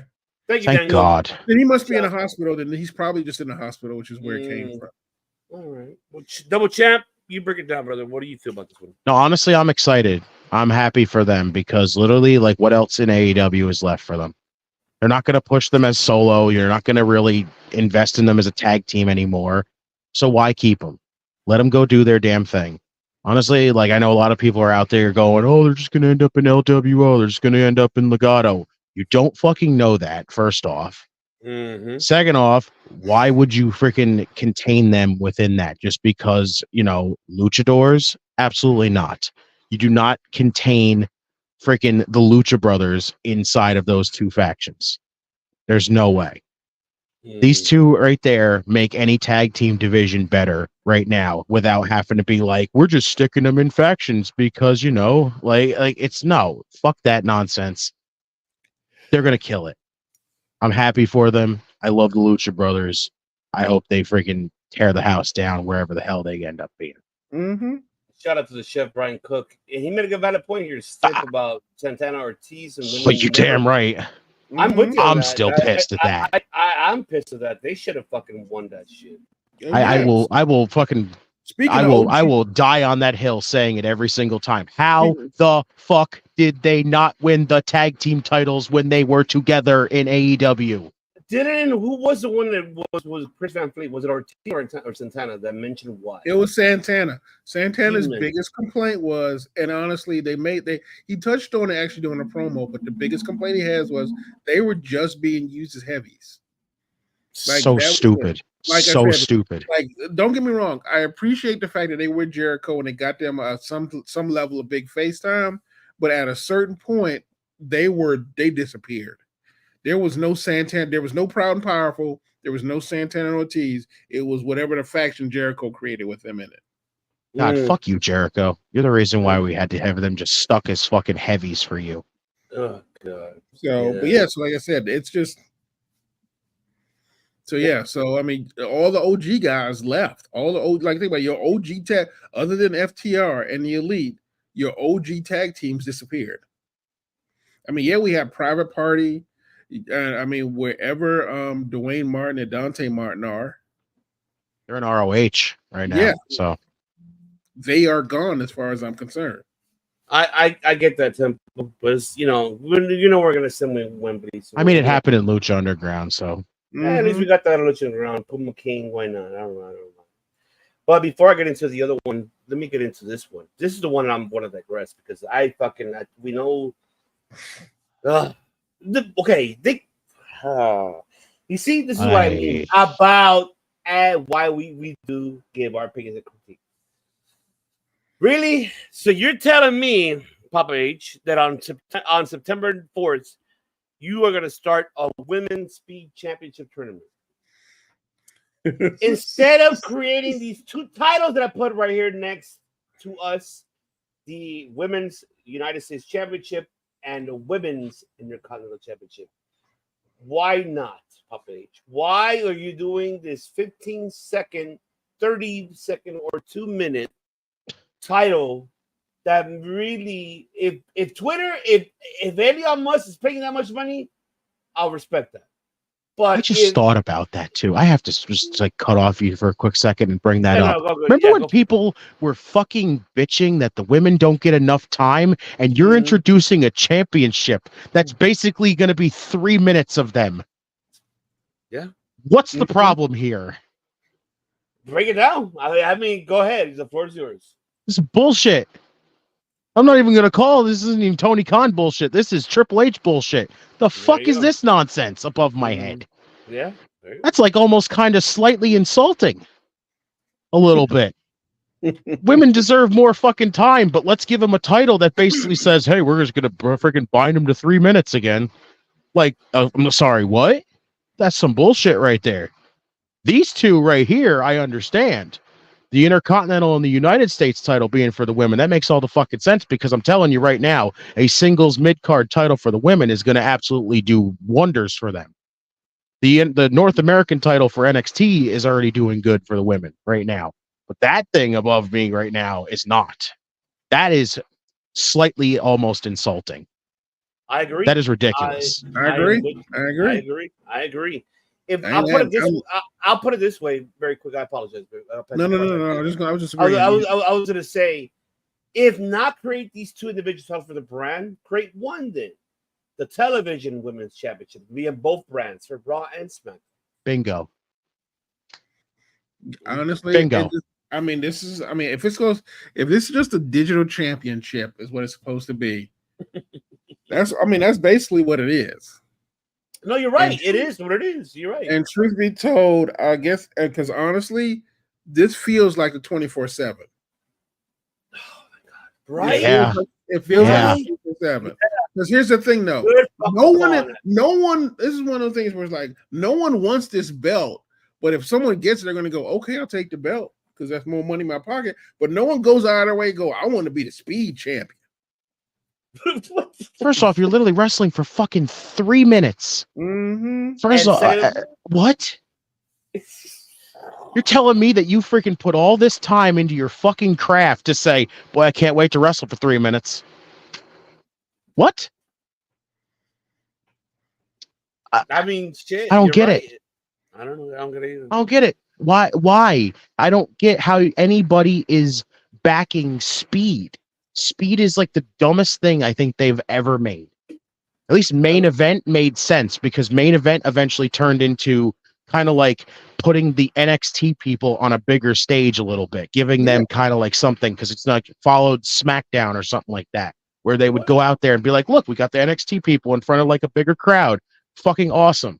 Even like all those kind of shows like that. But this right here is just, hey, you want to watch something on Saturdays just to fill 3 minutes of your time? Like, no, he wants to watch that. Or you know what? At least how about a level up title?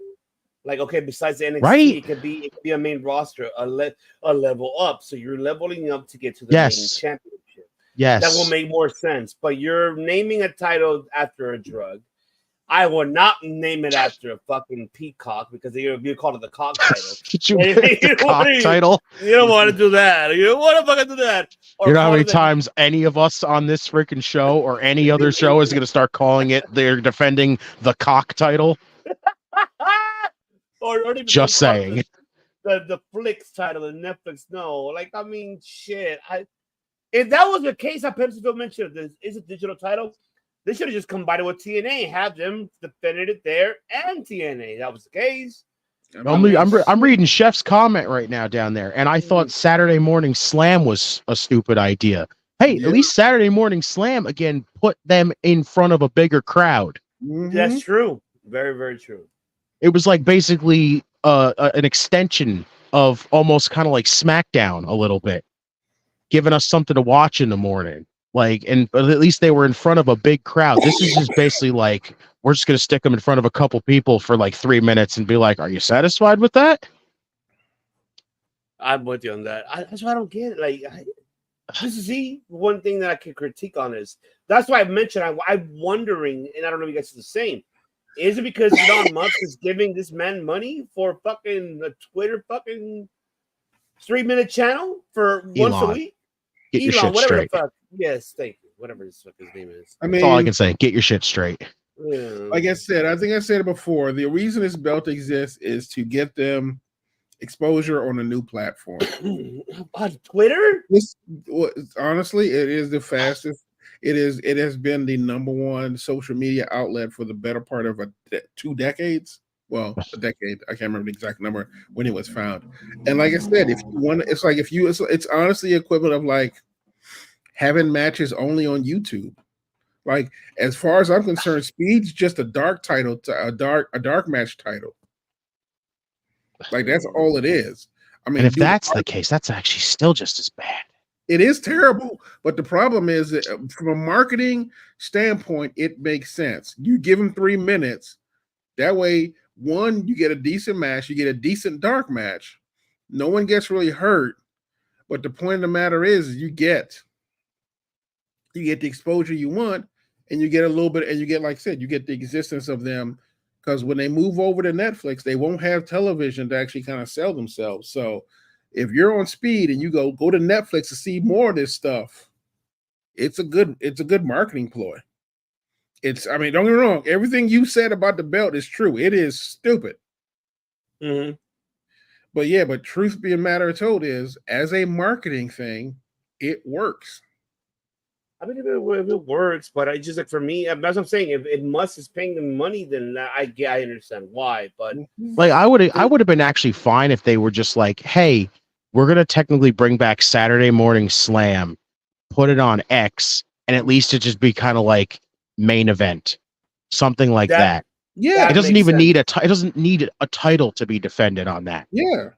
That absolutely makes sense. I'm with you on that. I think that. I mean, honestly, I would prefer that. I prefer that, like, an actual real dark match where, like, if you literally just said we're going to have matches on Twitter, but only Twitter exclusive. Yeah, that right there, you do. I don't think you need to create a belt for it. Yeah, no, definitely not. I am with you on that. It's honestly, even if you only do 30 minutes, 45 minutes on there, that's still, for social media, that's a long time. Yeah. I am so with you on that. You see, that's why I like level up title, dark matches, or NXT Saturdays, like all that. Man, hey, Papa H, hablamos español, all right? Call us. Hell, even if you just want to take level up instead of keeping it on the network, I should say, and make that, you could have made that your freaking Twitter show. Because that way it could have just been level up, where it's like the people that we don't see on TV, NXT people. It's a place where they can all just kind of mingle together, interact, put them in front of a nice, like, sized crowd, and have them have some friggin' matches. Yeah. Something. Yeah, I'm with you on that. I don't know how I just don't know how this is going to work. If you ran, because think about it, if you ran it that way, you could get someone like Julia and Stephanie Vickier going on there and not having to go the NXT route as long. Yeah. Think about it. If you get that booking and you just do Speed and NXT, I'm using Speed because that's the name of it. Yeah. That is almost an automatic way to get them on the main roster faster. Yeah. So, but like But like I said, this is for me. This is a marketing ploy they've instituted that makes no sense. Honestly, it's an ugly belt. Well, we don't. They haven't even introduced a belt, but I know this is one design they have supposedly room in your window that this is gonna how it's supposed to look like. But that's I mean, if it's supposed to be just basically a carbon copy of the men's one, it's already going to be stupid. Yeah, yeah, no, I'm with you on that. It's gonna be a tough one, but I think really they gotta get. I hope the community speaks and really get to this man head and say you need to create a mid card title for these women. You have to create these mid card titles. If you can't do both for individual brands, what I said earlier, or create one a television for both brands, or the level up for all three brands, including the NXT level up Saturday shows. Add that because it gives the audiences the attractions for it doesn't matter if there's an NXT woman in the roster or is there someone in the main roster. It gives intrigue. It gives everybody like, oh my God, I'm going to tune in. That's what you want. You want to market it in that type of style to have that mid-card title for all those brands, especially if you're going to a Netflix next year and you're going to CW and you're going to what? They're going to USA, right? SmackDown. So I'm like, what other way to do it? I mean, that's why, I'm just speaking marketing style, and speaking realistic. I'm hoping Papa H, if you're listening, you're watching, I hope you consider this because the IWC community, besides us three here, are really wanting a mid-card title for these women. We want to see a Chelsea Green. We want to see a Mia Yim, Mia Yim, Michin, whatever you want to call it. I call her Mia Yim. I want to see, Blair Davenport getting a mid-card title. Another one, Piper Niven. There's so many we can name. Naomi, even though she's a former TNA Women's Knockouts champion. But there's so many in that roster that have potential to carry a mid-card title and make it like if I'm going to go old school, like your next Randy Savage, your next fucking Shawn Michaels, Razor Ramon for both of these titles. They could definitely do that. And so, I hope he does. Yeah, I think these two titles right here, the IC and the US title, are a smart idea. Absolutely necessary. It should be done. Absolutely not. Yeah, I don't see that happening. But the other one that I am really invested in, I'm curious to hear you guys about. He's back. He is back, and he's better than ever. Scott D'Amore start rebranding the promotion, which is Maple Leaf Pro Wrestling. He's bringing it back in October. It will be a 2-night event. It will be literally on Triller, October 19th and 20th. He already announced he was going to have the participants at former WWE star. Why the fuck's it called Raj Deji? I guess that's his real name. I don't know. Raj Desi. I like it. I like it though. Josh Alexander, Giselle, everybody from TNA. Alex Sane, Kevin Knight, Jake something, Kylie Rain, Trevor Lee. They're all going to make an appearance. So just as Raj Desi is actually, I think, a kind of a it's a play on his name because I think Raj is king and Desi, I think, is Indian. Yes, he is because he's Indian. Yeah, so it's King Indian or the prime number one guy. So it does work. If it fits well, then it does. But it works for him. So I would. You want to take this one first, Justin? I don't know if I can really add much on this because I've never really seen any Maple Leaf Pro before it came back right here. But I'm gonna tell you right now, Scott D'Amore's running the fucking show. I'm intrigued. This man's fantastic when it comes to running a show. We've already seen that just off of TNA stuff. So honestly, I'm gonna tune into that to see that. I'm intrigued.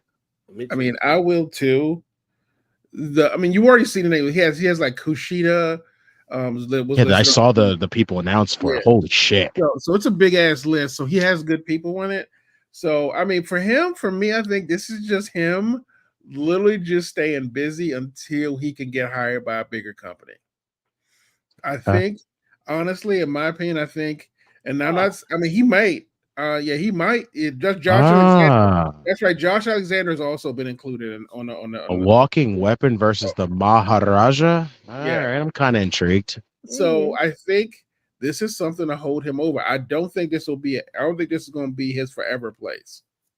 No, I agree with you. I think this is going to be temporary because I know that his contract clause when it comes to working for another company is different though. So legally, Anthem can't really get on him on this one because this is his promotion, is out of his pocket.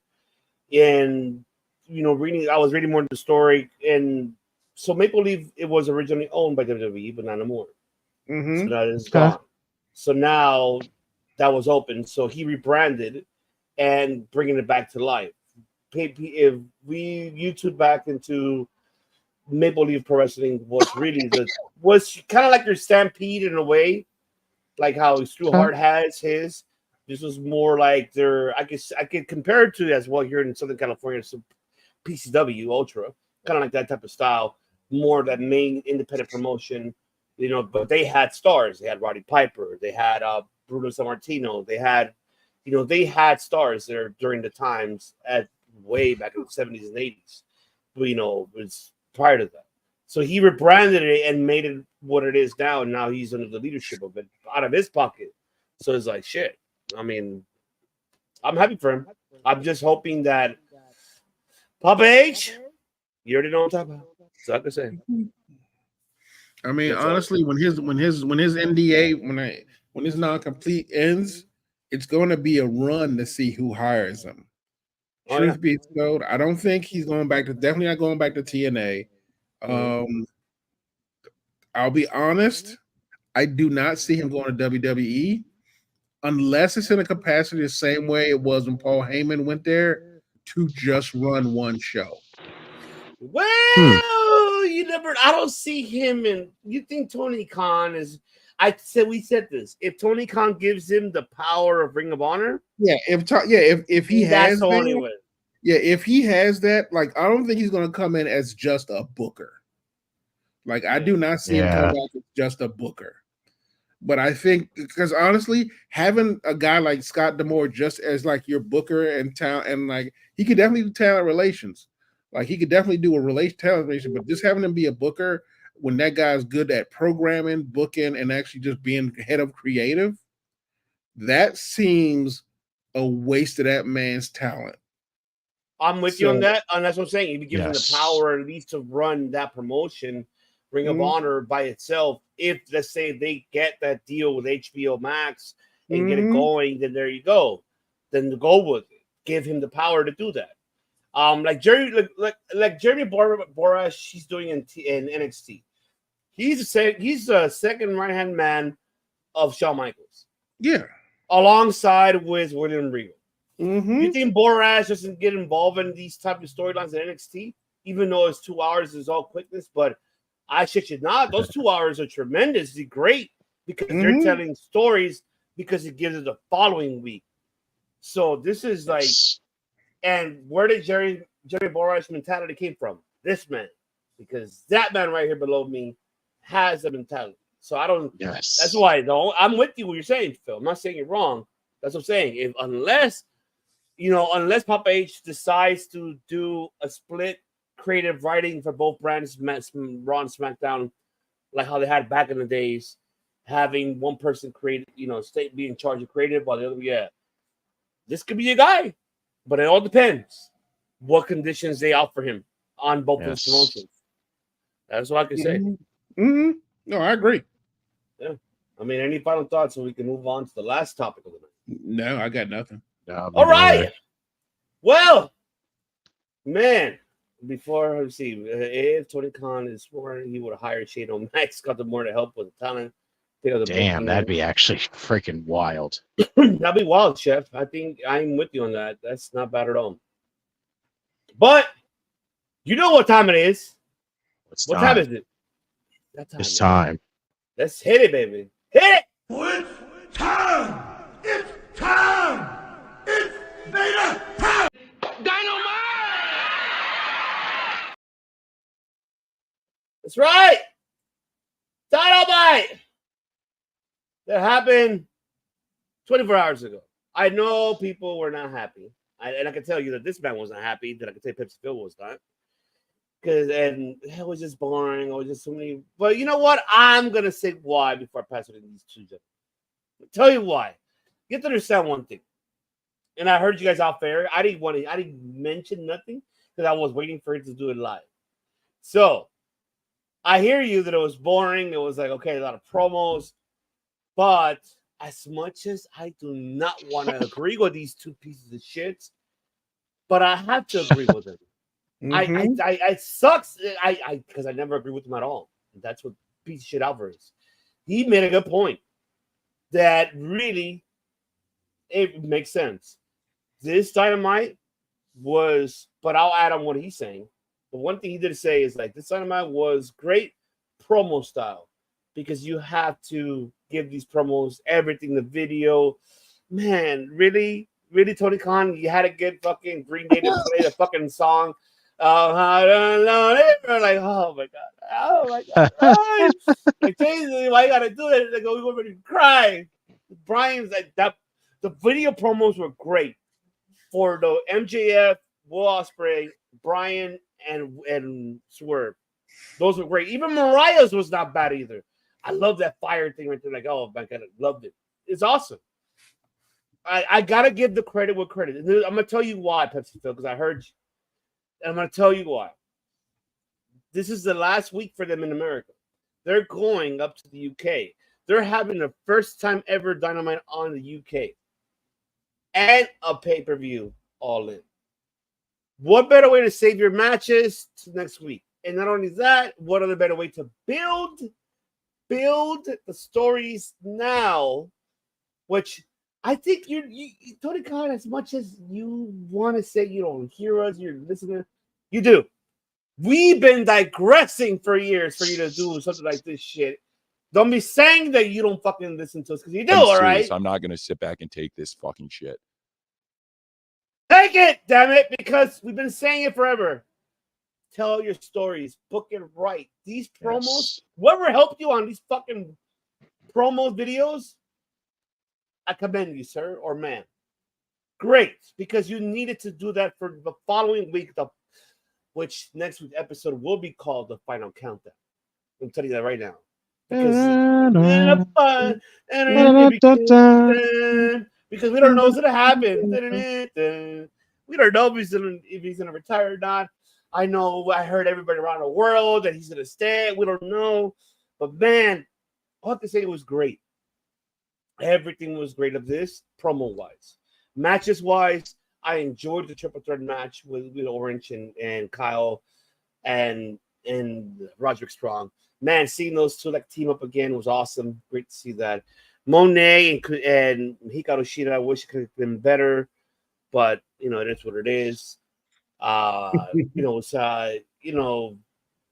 We saw, of course, Britt Baker came out, blah blah. That I'm not saying that I'm not invested. I'm like, oh, it's cool. But I wish they could have built that matchup between Shida and Mercedes more. I think they could go. I think they could go to the next level they want to. I think they rushed it on that story. Honestly, how are they going to build it up? Sheeta's been at ROH for the last few months. I get it, but I'm saying like next time. I'm not saying now, but I wish it could have done Temple, it. yes, they are Temple. What do you say? Yes. Yeah, they still doing the stupid eliminator match. Oh yeah, they are. Oh yeah, they are. No, you know, Chris Statlander just won one recently, and hasn't still had their title match yet. Yes. Mm-hmm. He's like, I'll be opening my door. Say, it's for Amber.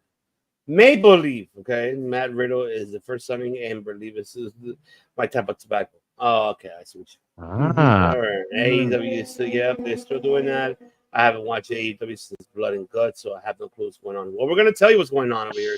If you want to book Pac on all Wembley, that'll be great. TK have a show start with Pac on opening challenge. Pac Ricochet. I love that. I know you messaged me in a private chat with that.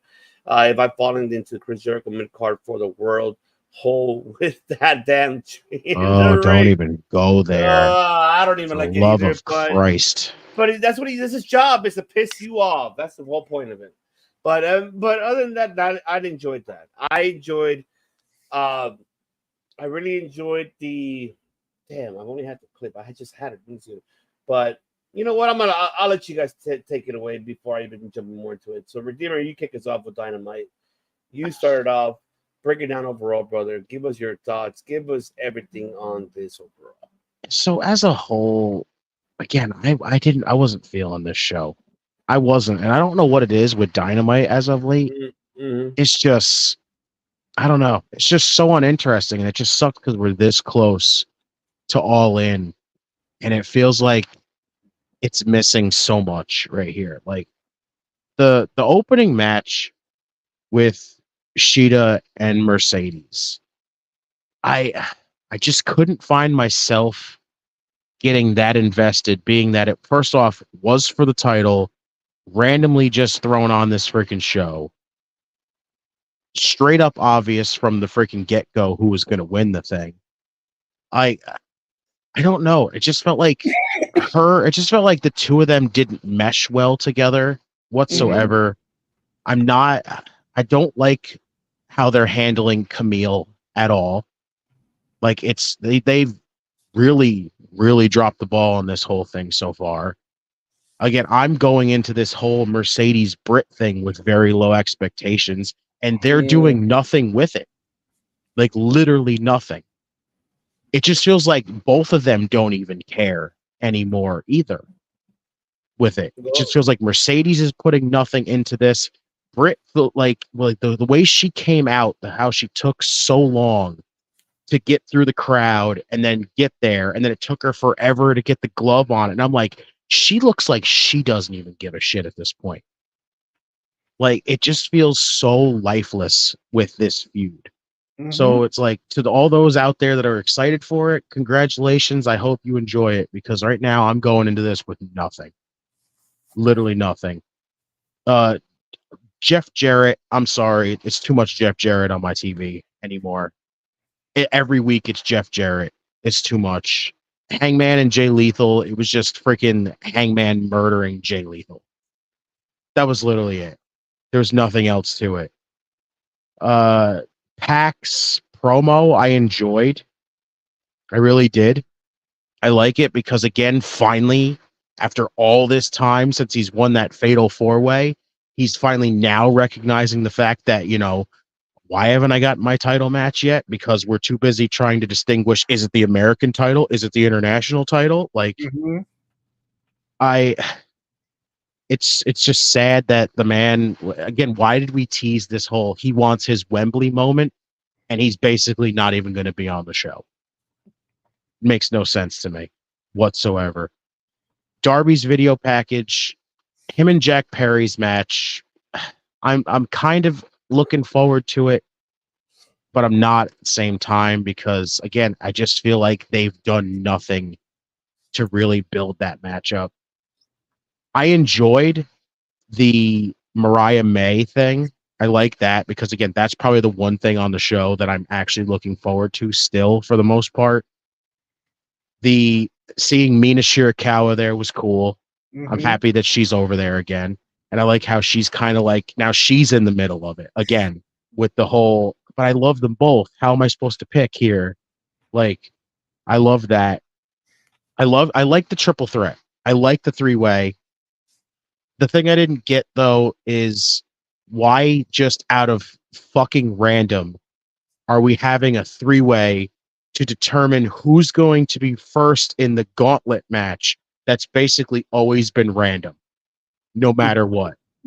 Made no fucking sense to me whatsoever. Also, the unnecessary ref bump during the match, it's a triple threat. Why the fuck are we having a ref bump for the freaking Kingdom to intervene?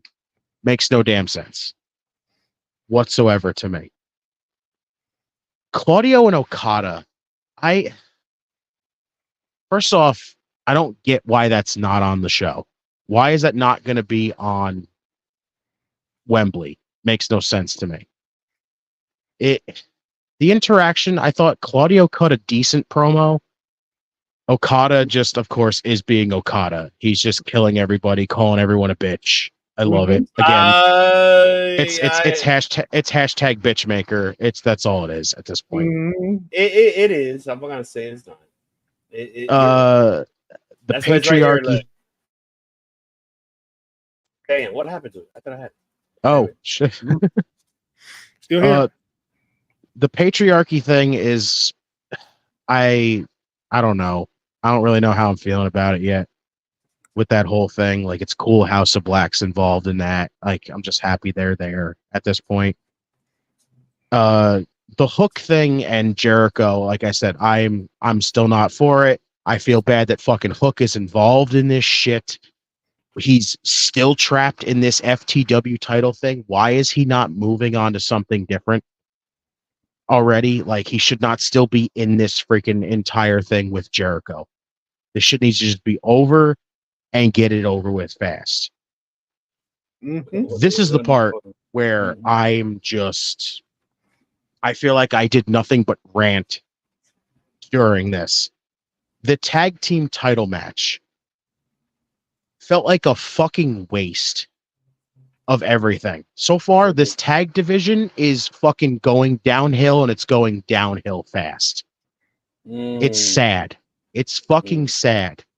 Like, we are, this whole thing was, we had the Acclaimed for weeks go out there and say, we want to face the Bucks. They had the Eliminator where they beat the Bucks. They get this tag team title match. It takes forever for them to get the tag team title match. This Bucks tag team title reign sucks. They won the tag team titles in April. They haven't defended them since. What is the problem here? Right, big time. This reign is terrible. They finally defend the tag team titles, and like, we're just getting this close to getting the damn match. We don't get it at Wembley, which is a bunch of bullshit. FTR just all of a sudden is fucking intervened in this bullshit because Tony Khan's fucking weird obsession with making sure that he books fucking FTR and the Bucks because it's his go-to favorite fucking matchup. I'm sorry. I like FTR. I really do. And I can stand the Bucks to a point. But listen, I get FTR and the Bucks put on fucking incredible matches, but I can just get tired of fucking seeing it over and over and over. We get it. It's your go-to fucking match. It's too much every single time. The tag team division needs more than just sticking with the same two teams that you are favorite, like that are your favorites. You know who would have fixed that problem? Lucha Bros. Yeah. Sounds about right, doesn't it, Tony? Yeah. It does. He put his bullshit. He put his bullshit colored cape on and said, "I'm Captain Bullshit." No. I'm serious. I'm not gonna sit back and take this fucking shit. Oh, you will take this fucking bullshit, and I will spoon feed it to you right now. Oh, there you go. There you go. Yeah, I that finish was just bull. Like, I'm sorry. Now the fact that freaking Acclaimed has to have another match with fucking FTR is absolutely stupid. This whole situation with the Bucks and the tag team titles is a fucking mess. Tag team division's falling apart. It's disappointing. I mean, truth be Temple, honestly, you have not missed much. No, you really haven't. You have not. And don't, like I said, at this point, I'm missing Adam Copeland. I am too. He was probably the best, some of the best stuff on AEW at the time. And now that he's not there, the show just feels like it's falling apart. Yeah, because you know why? Because this is right here. Bitch. I mean, don't get me wrong. Don't get me wrong. The patriarchy, I love Christian's patriarchy. I like what he's doing. I like the fact he's basically picking a fight with everybody. But the problem is like you said, it can't just be Christian doing the work. I mean, I'm excited. Like I said, I'm excited for, Swerve and Daniel Bryan. Excited for that. Mariah May and Tony Storm. Excited for that. Ain't nothing else I'm excited for. I have like a little bit of excitement for Swerve and Bryan. Yeah. Like, I'm disappointed because I feel like they're trying to make it not feel obvious, but it feels obvious at the same time. It just feels like Swerve's going. Yeah, it just feels like Bryan's going to win at this point. And unless you have something that's going to lead to Bryan really not having that long of a reign, I don't know. I just don't know how I feel about this whole going down the same road of win the title till it's time for you to retire, and then we just have another tournament again. Like, I don't really think we need to keep going down this fucking route over and over and over again. Like, my hope is that as much as it's going to be like, well, that means Brian has to hang it up. Well, listen, the one thing that's really gotten me like to kind of not sit there and say that it feels that obvious is when Brian came out and talked about how he says he's going to need neck surgery. That to me right there says, that right there to me says that maybe there is a chance that this could be it. Because honestly, I don't think Swerve should be losing this title. I don't think he should be losing to Brian. If your whole thing is to eventually get back to Hangman and Swerve, the point is to have Swerve in that matchup as champion. Hangman's thing is, I'm going to take that title from you. You somehow got through all the shit that I tried to prevent you from freaking getting that title. You ended up getting the title. Well, guess what? I'm taking it from you. That's it. So at that, it's somehow got to come to a point where either Brian's going to have a short reign or Brian just has to fucking lose. That's it. Like, honestly, and I would just do it. Have Brian lose at this point. Like, it's just because right now, I feel like, again, now with the Casino Gauntlet match happening, I think that's even getting obvious. I think Hangman's going to end up winning that. I think Hangman's going to win that. So honestly, I don't know. Like, really, like I said, you either going to have Brian have a really short reign where he's going to go in there, defend it against Darby, who won that freaking matchup, and then beat Darby and then end up losing it, or you just fucking go for the gusto and just say Brian loses. So that way you get right to Swerve and Hangman to continue that story. So honestly, like, it's just AEW really feels like they're on a really bad downward slope right now.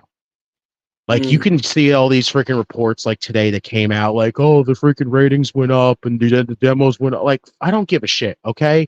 I didn't really enjoy the show. I don't give a fuck what the demos and the freaking ratings and all this other shit says. Thank you. I didn't really enjoy the show. It just did not freaking peak with me. It's not getting me more excited for this show. You're telling me that this is one of your biggest shows in All In. You're going back to Wembley again.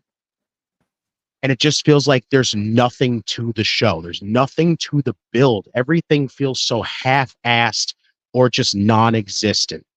And that's what's really disappointing right now with AEW. So really, like I said, I just did not enjoy this show. It just felt so blah to me. It just felt like we're getting through like going through the motions just to get to All In at this point. Okay. All right. Oh, man. Man, shit, Pepsi Phil. I don't know. Yeah, I don't know. I will look at you. I'll be honest. I feel the same way.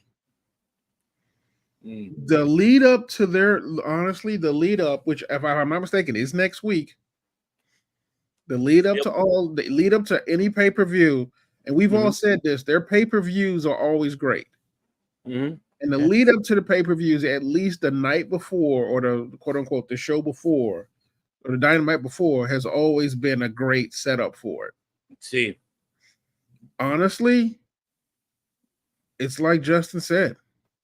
I'm not excited for it as much as I should be.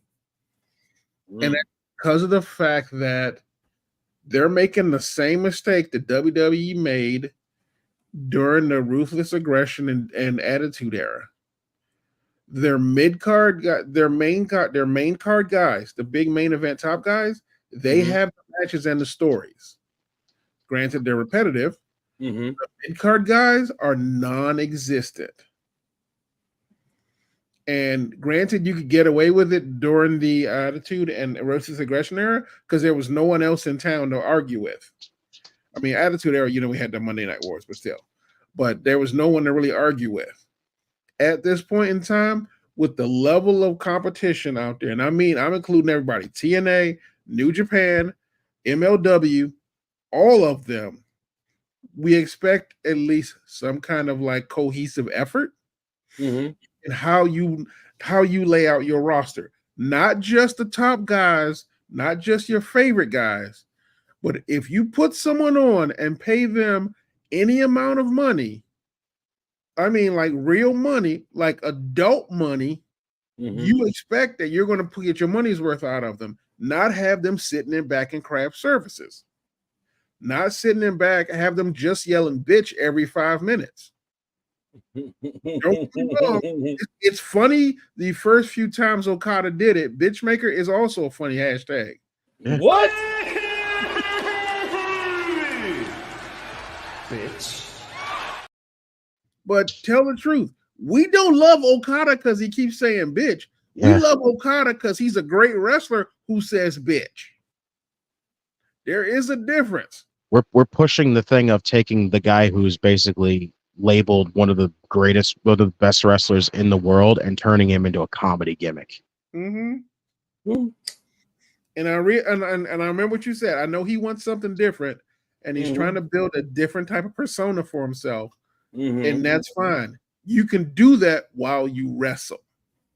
You can do that while you wrestle. Like, we complained about him winning the belt on his very first official match. If you think about it, in AEW, the world's greatest wrestler has only had literally 5 matches. Yeah. And when did he sign up? When did he show up at AEW? Almost 5 months ago? You're telling me for the amount of money that man makes, he's only paid to wrestle once a month? Shit, I want that job. If even that, right? Shit, that is a gig anybody would love. That's a Legends contract. That is literally a Legends contract. Not to say he's not a legend, but he is not a legend yet that deserves that kind of like light treatment. I mean, being the Bucks friends must have its advantages, I guess. But like I said, my problem genuinely is that you have a guy like Okada, and I've said it before, arguably the best wrestler in the world. Yet the best wrestler in the world is not wrestling. He does have it. And thank you, Temple, for reminding me. The reason I said that also is you have a guy like Takeshita who beat your 2 top guys. That man is floundering, not even in the mid cards. He is beneath the mid cards. He has mid card matches. The man is not mid. He has mid card matches if he's lucky. And you're not using him. Honestly, why is he not at Wembley right now? I mean, he's at G1. He's at G1. He's busy. G1. Yeah, but think about it. Even though he's in G1, before he was in G1, no one thinks, well, you know what? This All-American International title, somewhere down the line, he needs to be in that mix. Yeah. So, like I said, in the end, for me, this Dynamite, I don't feel like going through all the matches because honestly, it was so boring and it felt uneventful. And quote unquote, the stuff they thought was impactful was, to be honest, was stale and mid, to use MJF's word. You got Camille, who's a super heavy, who honestly is backing away and being pushed back. You got Claudio and Okada, which should be an amazing match and should be built as one, but it's not. You got Darby Allin, who honestly, when Jungle Boy kicked him in the head, I was happy. Because I'll be hella honest, if it takes you that goddamn long to come down the ramp, you deserve a kick in the face. And the Acclaimed, as far as I'm concerned, got screwed. Their booking is screwing them over. Because if you have a team that honestly, by all counts, should not be where they are, and they fought to get to where they are right now. They have a great gimmick, and they have held your belts long enough. They've held 2 titles, tag and 6-man tag, but they don't deserve Wembley. You tell me they don't deserve Wembley by themselves? The 6-man tag team and the tag team champions don't deserve Wembley by themselves. Okay, fine. No offense there. No disrespect to FTR, but they're on vacation because they're trying to heal up. How stupid is that? Why is Tony making them show up? I just keep thinking about that and how freaking stupid that was. Like literally, they were gone for months, and they basically came back, and now they're interjected in the tag team title scene. Where what does somebody not see the problem here? Like to all the like big AEW fucking cultists out there, do you not see the fucking problem there? And I gotta tell you right now, and this will sound terrible to AEW. I have been basically the only way I can follow them because I don't pay for ROH is I've been following them on Twitter and like online. The limited amount of matches I see on ROH, granted it is broken up because the sketches have been way more interesting to me. Watching Dustin and the Von Erichs win a 6-man tag title in ROH, as far as I'm concerned, is way more important right now than honestly what they're doing in AEW. And you shout out to Planero, brothers. Yes. We were on I was on a bitch fest, but we kind of all just went on a tangent a little bit. Wonderful. But that is what's genuinely bothering me. It's like you guys are going into your this is their pay-per-view. This is their WrestleMania. All in is basically their WrestleMania. Yeah, they really are. Yeah. They are. Like I don't understand. I don't. Like I said, I am as it is, I'm debating if I actually want to watch and just wait for the recaps from you guys. I do want the. I hear you guys both. I'm not saying you guys are wrong of what you guys have valid points. I'm not saying it's wrong. For me, it's really more. The one thing, like I said, what I said at the beginning, what I credit them is really more their promo packages heading into All In. I get that it took majority of the time of the 2-hour show, and I get that. However, they needed to do that to build for heading into All In. And keep in mind, next week they're having internationally their Dynamite besides their pay-per-view. So, I get it. I'm with you with the Claudio and Okada. That should have been in the pay-per-view instead of Dynamite. I don't get it either. I am with you on Okada's booking.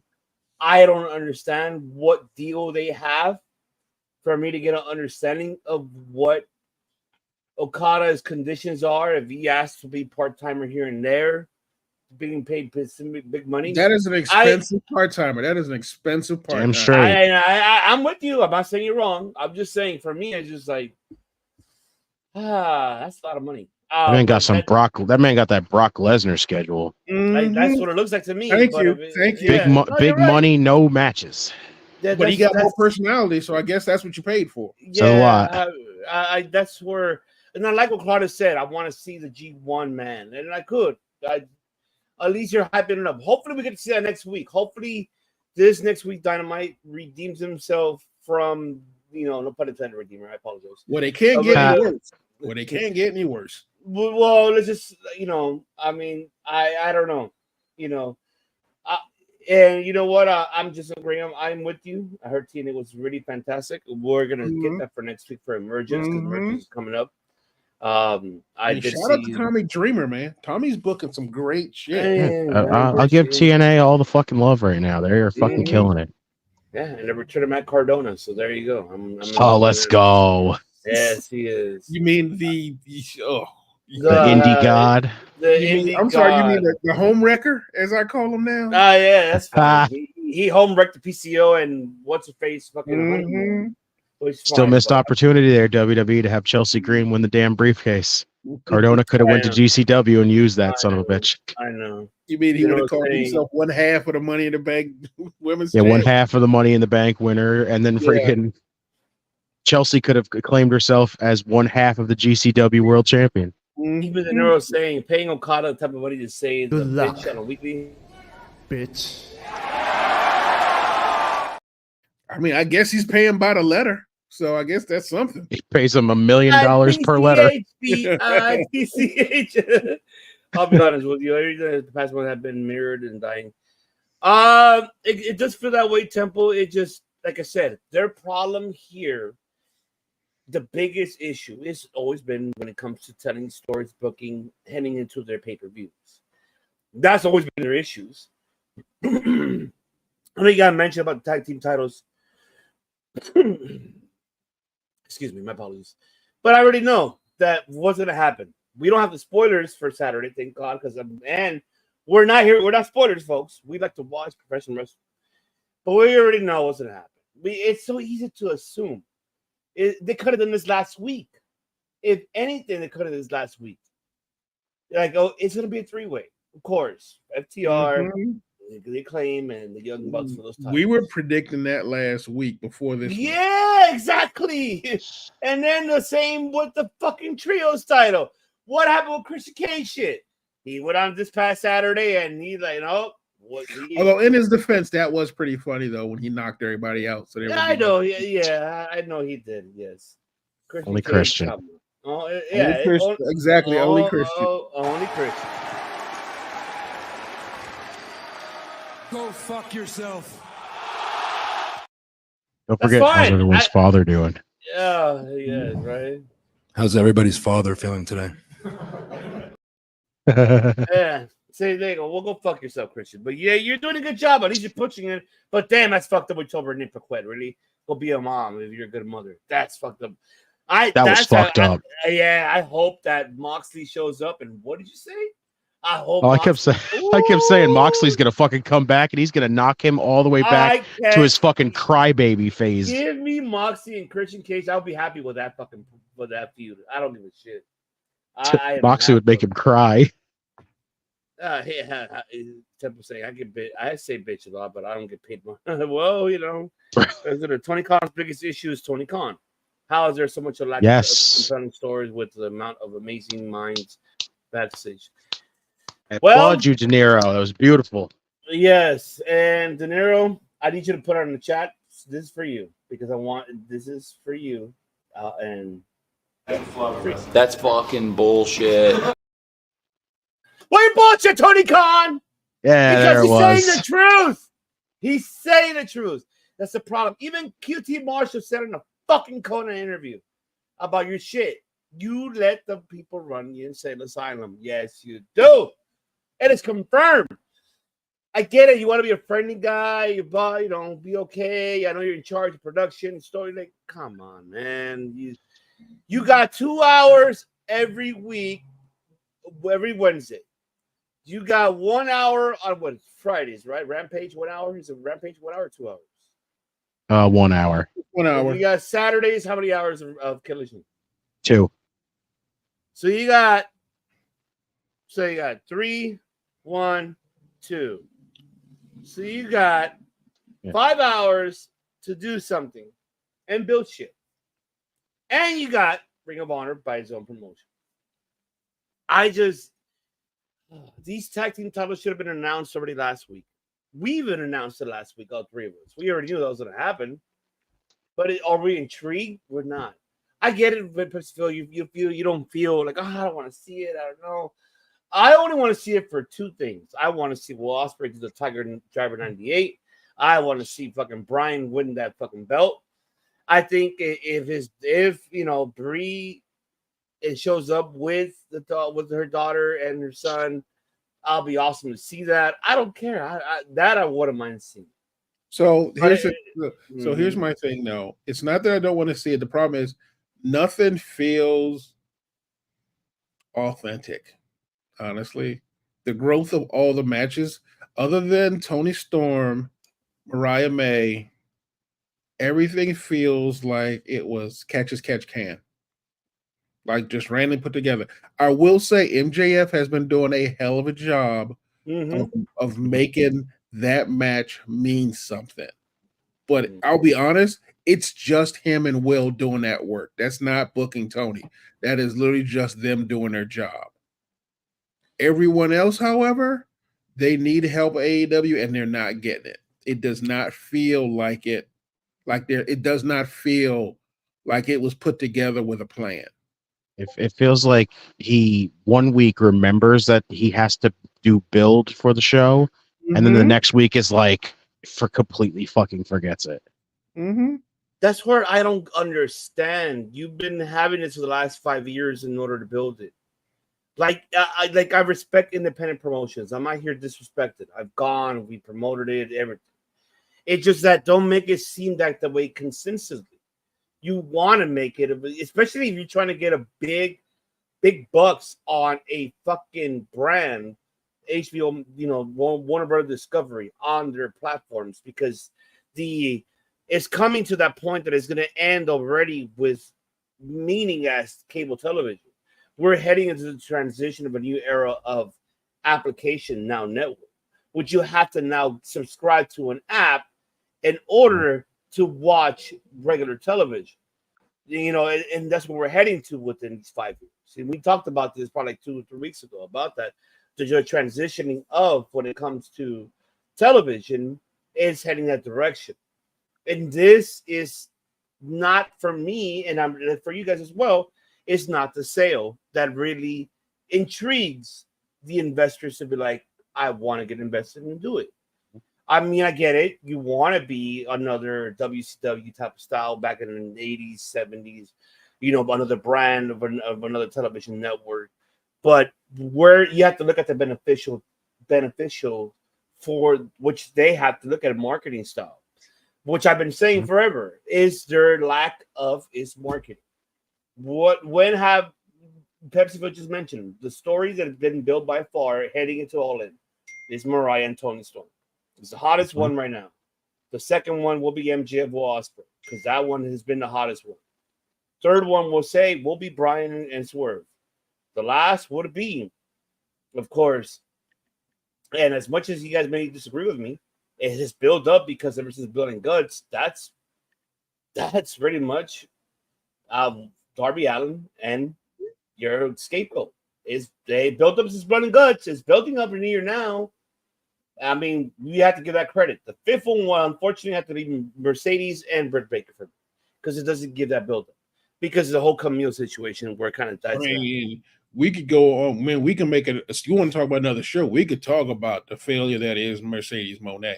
Oh, Kona said it best, and I agree with him what he said. It's just the problem is, and it is truth. Everybody's been saying it. The problem with her is her promos. And you said it yourself too, PepsiCo. You said it last week. You said it. Man, when the coach calls you out, and that man is effectively retired, something's wrong. Yeah. So yeah, that's a problem that her promos are not there. And even Eric Bischoff said it in his podcast. He said it. He broke it down. He said why WWE really did not really allow her to do promos, because they knew what works for her and does not work for her. And it's showing here now, and it sucks. I feel bad for her. It's really bad. I feel bad, and like she needs to she needs to be more realistic. And for me, I don't know how you feel about her promos. I feel she needs to be more realistic instead of using the whole CEO. I'm the CEO. I'm this. Or using the word bitch, using all this shit. Away with it. You're great in the ring.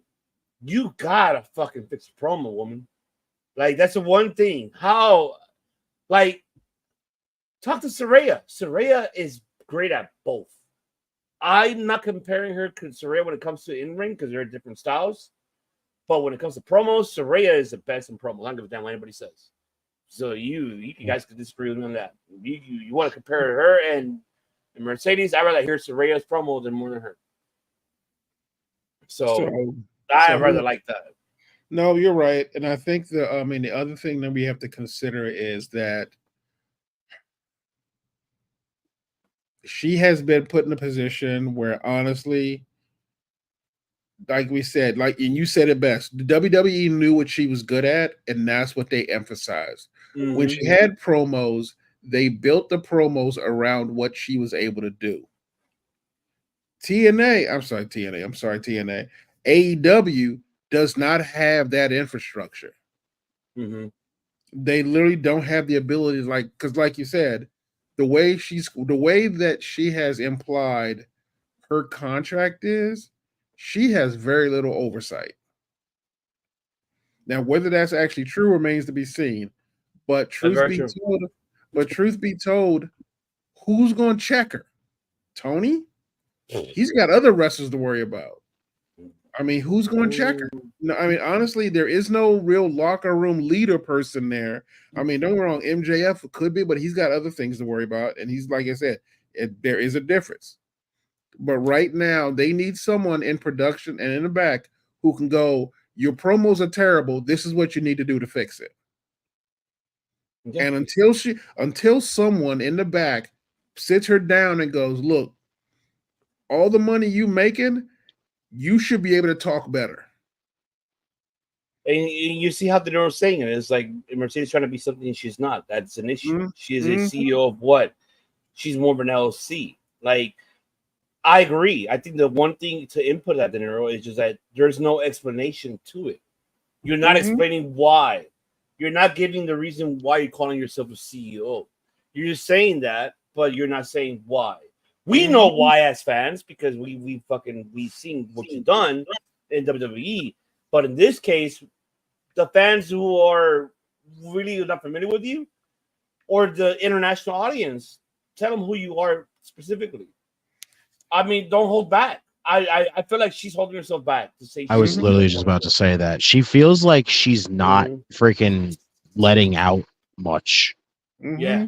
Like, it almost feels like she's still cutting WWE-esque promos. I mean, but here's which is weird. Though. Here's the problem. She is a good performer. I've seen her in movies. She's done a good job. When she is directed, when she has someone sitting over her going, no, that's not what you want to say. This is how you want to say it. She does a great job. Like, that is why we loved her in WWE. The problem is that oversight, when she left the company, went away as well. Mm-hmm. Like, that art director, that umbrella, that creative director, that her personal writer. I know she brought one over with her, but it's not working like you, because it's good to have a writer, but you still need a director as well. I think about it. I look at it this way. I look at it this way. She's cutting with the promo. She's cutting promos in a place where people fucking are like so uncensored, so off script. Nothing. Like, there's just like, this is one of those things where it's just like, there's no fucks given. And she's over here feeling like she still needs somebody to be like, just, you should say this, you should say this, you should say this. Because that's just like the bubble she's still trapped in. She's not breaking out of that. She's just basically staying in her own comfort zone. And that's the problem. Now you're in a different whole entire zone where you got to freaking just unleash. Like in AEW, you can't hold back. Keep in mind also, when she was in Japan, it was the same story. Yeah, but she was different though. She was different. She was different. She was different because she had the ability. She was the new girl, and that was her storyline. Which is what she was.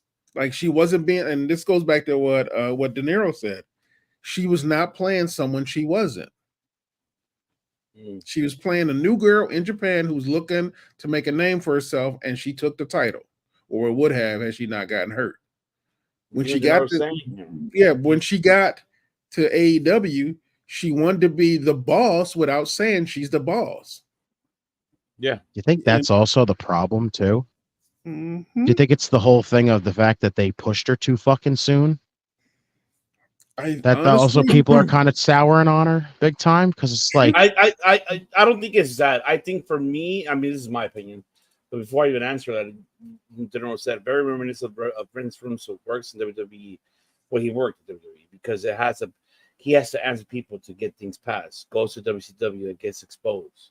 You know, and you see Edwards saying, can't stand anything about Mercedes Moné. Not even the stupid little dance. She's a decent worker, but needs to work on her promos. Yeah, that's everybody saying that. Yeah, have the Soraya teacher Monet how to talk to the mic. She's amazing. King of the wrestling back in Ring of Honor. Yes. I mean, I think for me, you know what I was going to say. The problem is is the definition of it. There's no details. There's no really like when she, even back in her days in NXT, like you're the boss of what? What is you're the boss of?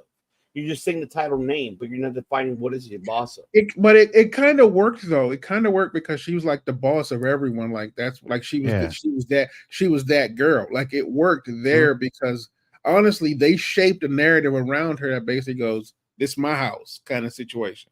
I'll agree with that, but then here in this case, and oh yeah. For your CEO, the CEO makes no sense. The CEO exactly because that's where it needs to be. Like, we're define me that how your CEO. If you have the guts to say on national television on another promotion to say, "Yeah, I was a former champ here. I was another promotion." Who gives a shit? Say WWE. WWE mentioned AEW. Why the fuck you can't say it? Say it. Say, hey, you know what? Oh yeah, I was former WWE here, there, and there. I was NXT. Yeah, I was the boss over there, and now I'm here. And I went to Japan. I conquered over there. I did WWE, and now I'm the CEO. Define yourself, CEO. You're only saying CEO, and like you're not like that gimmick that how you mentioned, Phil, and just like years ago, from the boss gimmick of NXT died out already. This is different. This is a different era. This is where now, okay, people are looking for seeking for definition. People are seeking for giving an explanation for me to like you, not just hey, because like I mentioned this already before. We're in a transition that the wrestling audiences is not where it used to be 20 years ago. It's different now. It's more besides the in-ring ability. It's really more hey. The promos make it more realistic. Make it to a point for me to get an understanding of who you are. All I hear is, yeah, I'm CEO, the dance. I don't, like I said, I'm not in that. If you hear Monet, I'm being real. I'm not here to disrespect, to disrespect your in-ring abilities. You are in fantastic. You're a top 5 for me. But when it comes to promos, you are in the bottom of that. You need to figure that shit out. Because you're not getting us involved. I said this a while back. Take advantage of using that I'm that WWE style girl. Be the heel of that. The people that fucking hate you and put asses on seats. Be the heel. The one people be like, hey, you know what? I don't want to see. Put asses on seat to say the audience say, hey, I don't want this WWE style person here on this promotion. Yeah. Be that gimmick. If you're able to do that, then you will get the people really say fuck you. You get people to stay here and all that. But yeah, truth be told, she can still do that and not even mention WWE. She can just say I wrestled in better places. Like she could just say I've been around better places than this. I'm only here just to help you guys out.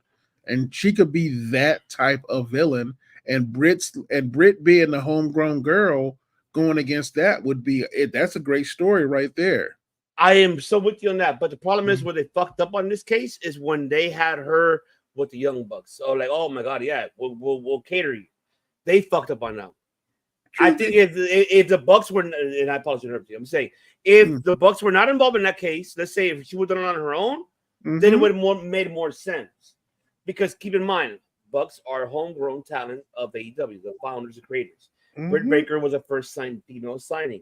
If they would have taken that story and made it to that direction, I just came here, but I'm gonna make it a better place because I was somewhere else better place. Like using those type of promos to like then piss people off, then there you go. Then it would have worked. But it fucked it up when they teamed up with the Elite because we'll cater you, whatever, Queen. Like no.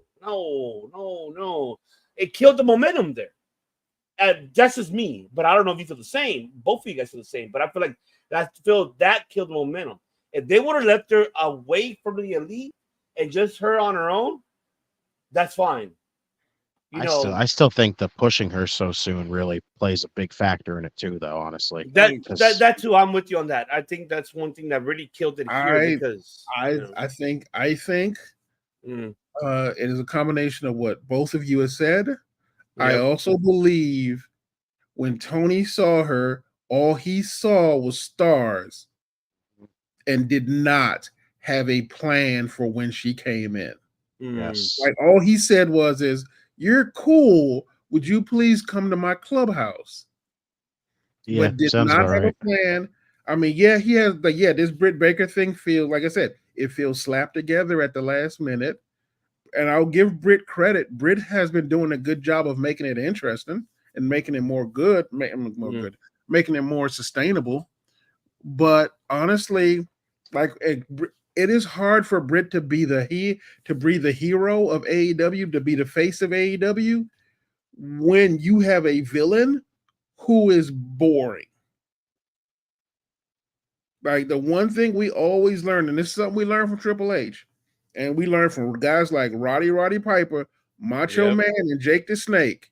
Mm-hmm. Every great face that's ever existed exists because the heel they had was amazing. Agreed. Period. And I don't mean like amazing, like they're like legendary top 10. They were great in where they were. Like, don't get me wrong. Like guys like Rick Rude. Rick Rude is a great heel. And he didn't have the most complicated gimmick. It was just he would come out, great body, all you fat slobs. It's not a complicated gimmick. He genuinely felt like he believed that you felt like if he called you a fat slob, you were going to swing on him. I do not feel that with Mercedes Moné against Britt Baker right now. Even with Camille, who honestly, as somebody who's supposed to be security, that is the worst security I have ever seen. Yeah, it just said, I don't know, man. It just for me, it doesn't feel like it's benefiting her either. I'm with you. I don't feel like either. I don't feel like it's benefiting her. I don't know whose idea was that to put her alongside with her. It was a good idea. On paper, it's a really good idea. Yes. On paper, it's a good idea. Execution, however, was not. Yeah, Tony's execution of it is pretty terrible. Yeah, that's where I'm fucking at with that, because it's like shit, man. It's just Camille. I've been saying it. Like I fight for that woman because she is really talented, man. I just. Oh no! When we heard she got announced, we were all excited for her. Yes. We were all excited. Mm-hmm. We know how damn good she is. I'll tell you, the one thing I will always remember her is her match fucking defending the title against Layla Hirsch. That match was fucking incredible. Like, that right there is always one of the go-to things that if you haven't fucking seen Camille and freaking not seen how good she is, watch that match in a heartbeat. Oh, absolutely. Yeah, I know, Temple. I'm with you too. I thought she would have gone to TNA. I think that would have worked out. I agree there. I think she would have fit perfect, and her to compete for that women's title with her joining Grace. Oh my God, would have been a fucking banger. I think her and Giselle Shaw would have been nice to see. Oh yeah, absolutely. I think that would even be a better fucking matchup. It just so much shit, dude. I mean, well, at least we know that Dynamite. That's what it is. All right. So before we close it out very quickly, folks. So we already know they announced it. It's already there. It's official. They're back in America. Yes, all in 2025. They are here. And they're going to be in Texas, folks. Shout out to people in Texas. You're watching. You're going to get all in. And hopefully you guys have a great time. But, man, at least you got, you know what? Good for you guys. You guys got all in. Let's hope that it goes very well. I hope it does. And I hope it works out. I really, really do. I don't know. You guys excited now that all in is in America? I'll be honest. I don't really care until I see the booking. Yeah. It's true though. That's like me. That's like asking me if I'm excited for WrestleMania next year. I mean, I guess I should be, but until I see what this card looks like, no. Honestly, with the freaking matches that we could get, WrestleMania has a lot of freaking hype already. Mm-hmm. And you know why? All in with this year's being so poor, we're going into, if we look at next year's already, you're going into it with very low expectations. Mm-hmm. And it's like I said, it's a cool announcement. Like that's awesome. But it also just clearly feels like you can clearly see like they're starting to notice the dwindling freaking, like people coming into the freaking show, and they're like, well, maybe we can't fill Wembley anymore, so we need to go try something different here. Oh yeah. Well, De Niro has a question for both of you gentlemen. I have a question. It's the topic of my Monday night episode.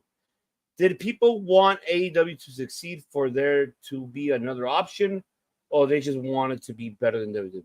I'll hit it right off the bat right here. It's both, honestly. It is both. Because, yes, it was good to want to see them succeed because seeing, if you're a big-time wrestling fan, more options is something you want, always. But this is one of those situations where, in the end, WWE got better because AEW existed. So in a nutshell, it ended up being both, which is correct. So, like, look at, like, we got the old man out of there. We're getting better Monday night shows. We're getting somewhat better, like, Friday shows. We're getting Tuesday doing great stuff. It's starting to be more consistent instead of it being like how it used to be back in the day where NXT just basically blew out both shows every week. Now it's 3 shows in a week are freaking doing great stuff. Oh yeah, even NXT, man. They're doing So in a nutshell, AEW helped make WWE step their game up and realize, hey, we got better over time. But it's also in that situation where if you're a actual true diehard wrestling fan, and you got more options in the end of it. So technically it gave you both. I am so with you on that. And you know what? Really, honestly, like I know I'm gonna get shitted on this about what I'm about to say. But I am glad that piece of shit is gone. Because I am glad that this woman really made those charges for that motherfucker. Because I'm glad that I'm glad that TKO. I'm glad that they bought this shit and made a TKO, and I'm glad that he is officially gone. You give him Papa. It took this long. We've been saying it for years. Give Papa H this control, and look what he has done. And look what he's done after since Mania right now. Of course, there's pros and cons. I'm not saying that he's done the best, but we could say, you said it, champ. When the fuck have you sit down for 3 hours to watch a fucking Raw? It's rare nowadays. Yeah. Now I gotta fix the SmackDown one. When the fuck do we sit down for 2 hours of NXT? And now it looks like it's there. Because that man is no longer there. NXT. And I can tell you right quick. NXT's fucking ratings, I'm gonna tell you, and I have it here. Just had it a minute ago. Was 583,000.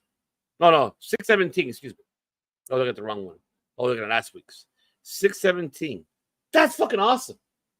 That's awesome. They're no longer they've been up there for the last couple weeks.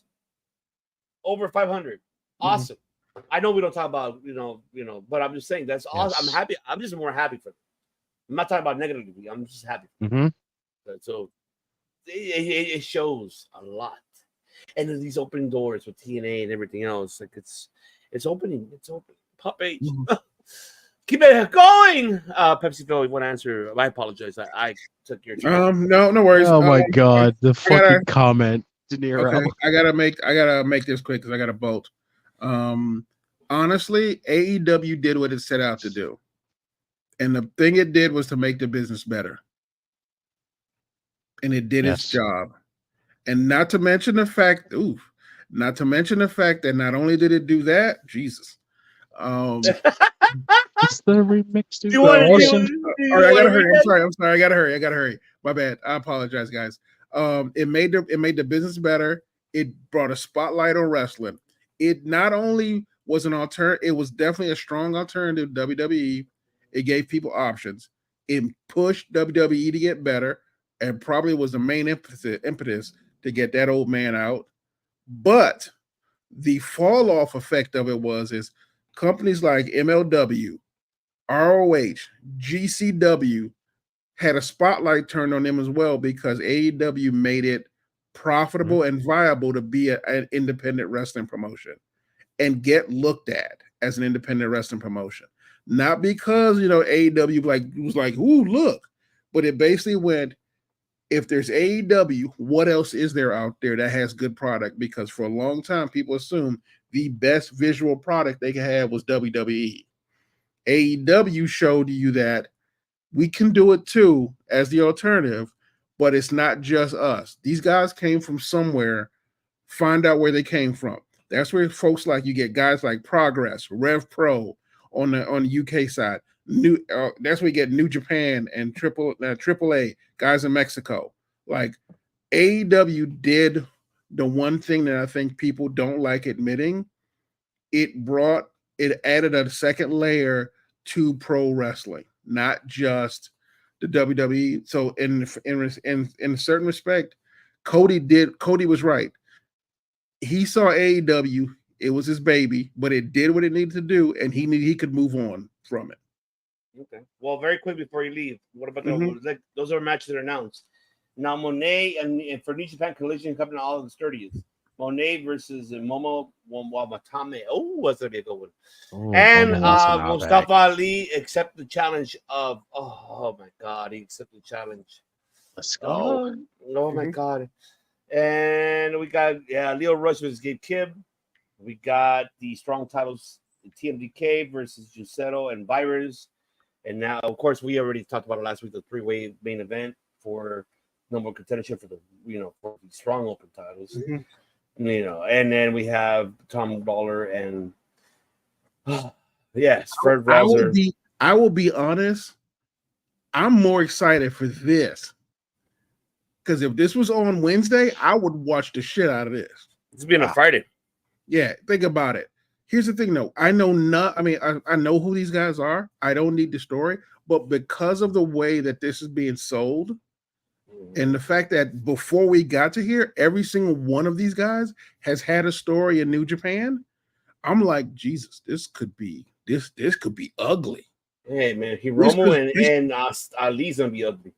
Yeah, and honestly, if it's me and I'm New Japan, I'm like, well, I'm glad you had the New Japan strong from the time you wanted to. We want that shit back. Thank you. Redeemer right quickly before we close it out. What do you think? Oh, the card looks fantastic. It really does. Like, and the first thing that I'm seeing right now is freaking grizzled young veterans. Like, them in Japan, to me, just sounds so right.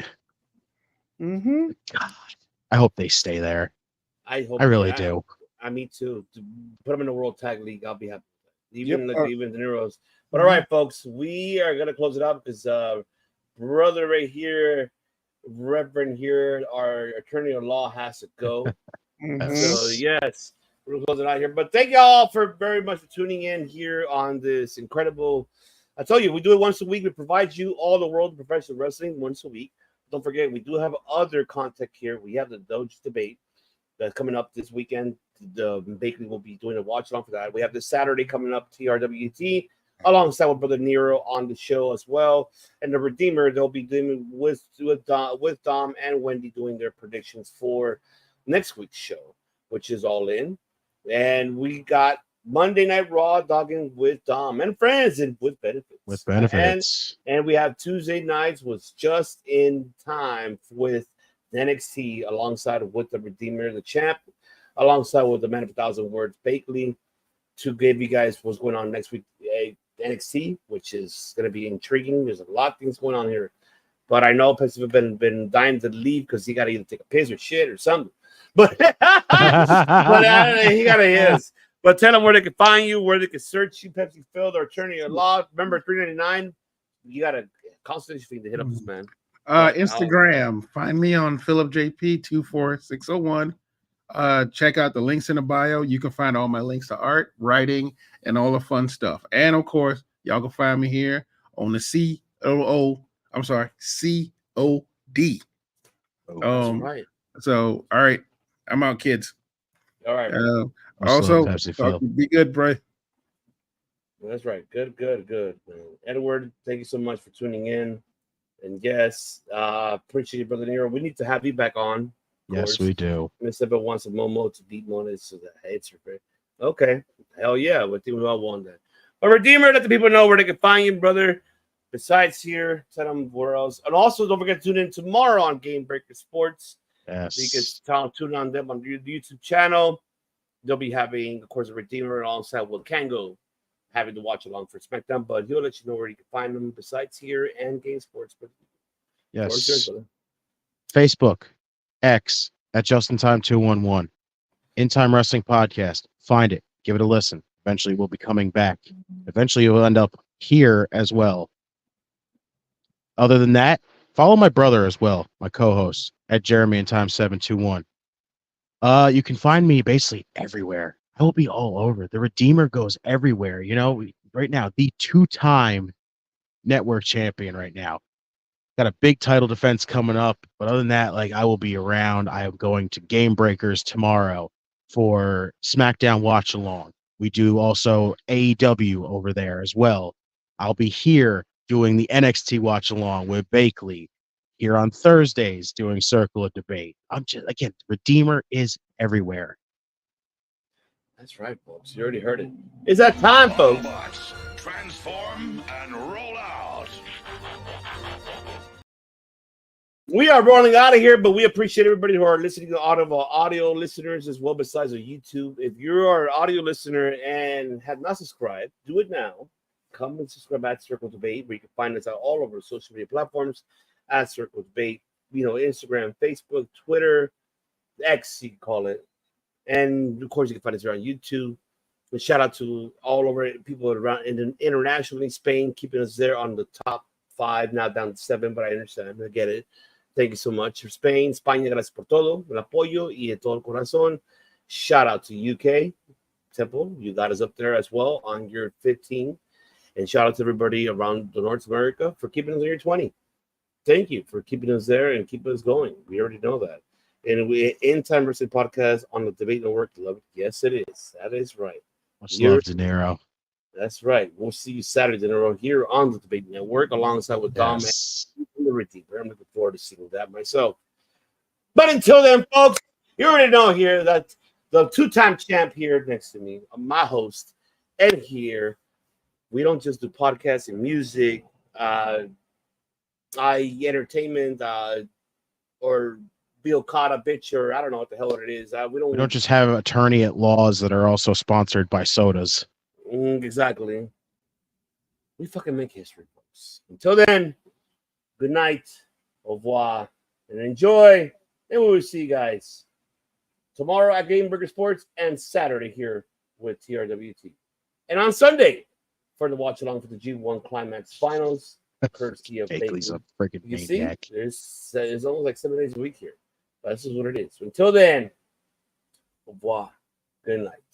Peace, folks. Must bid you adieu, a goodbye, mwah, and good night. Oh my God, it's so great. Bang!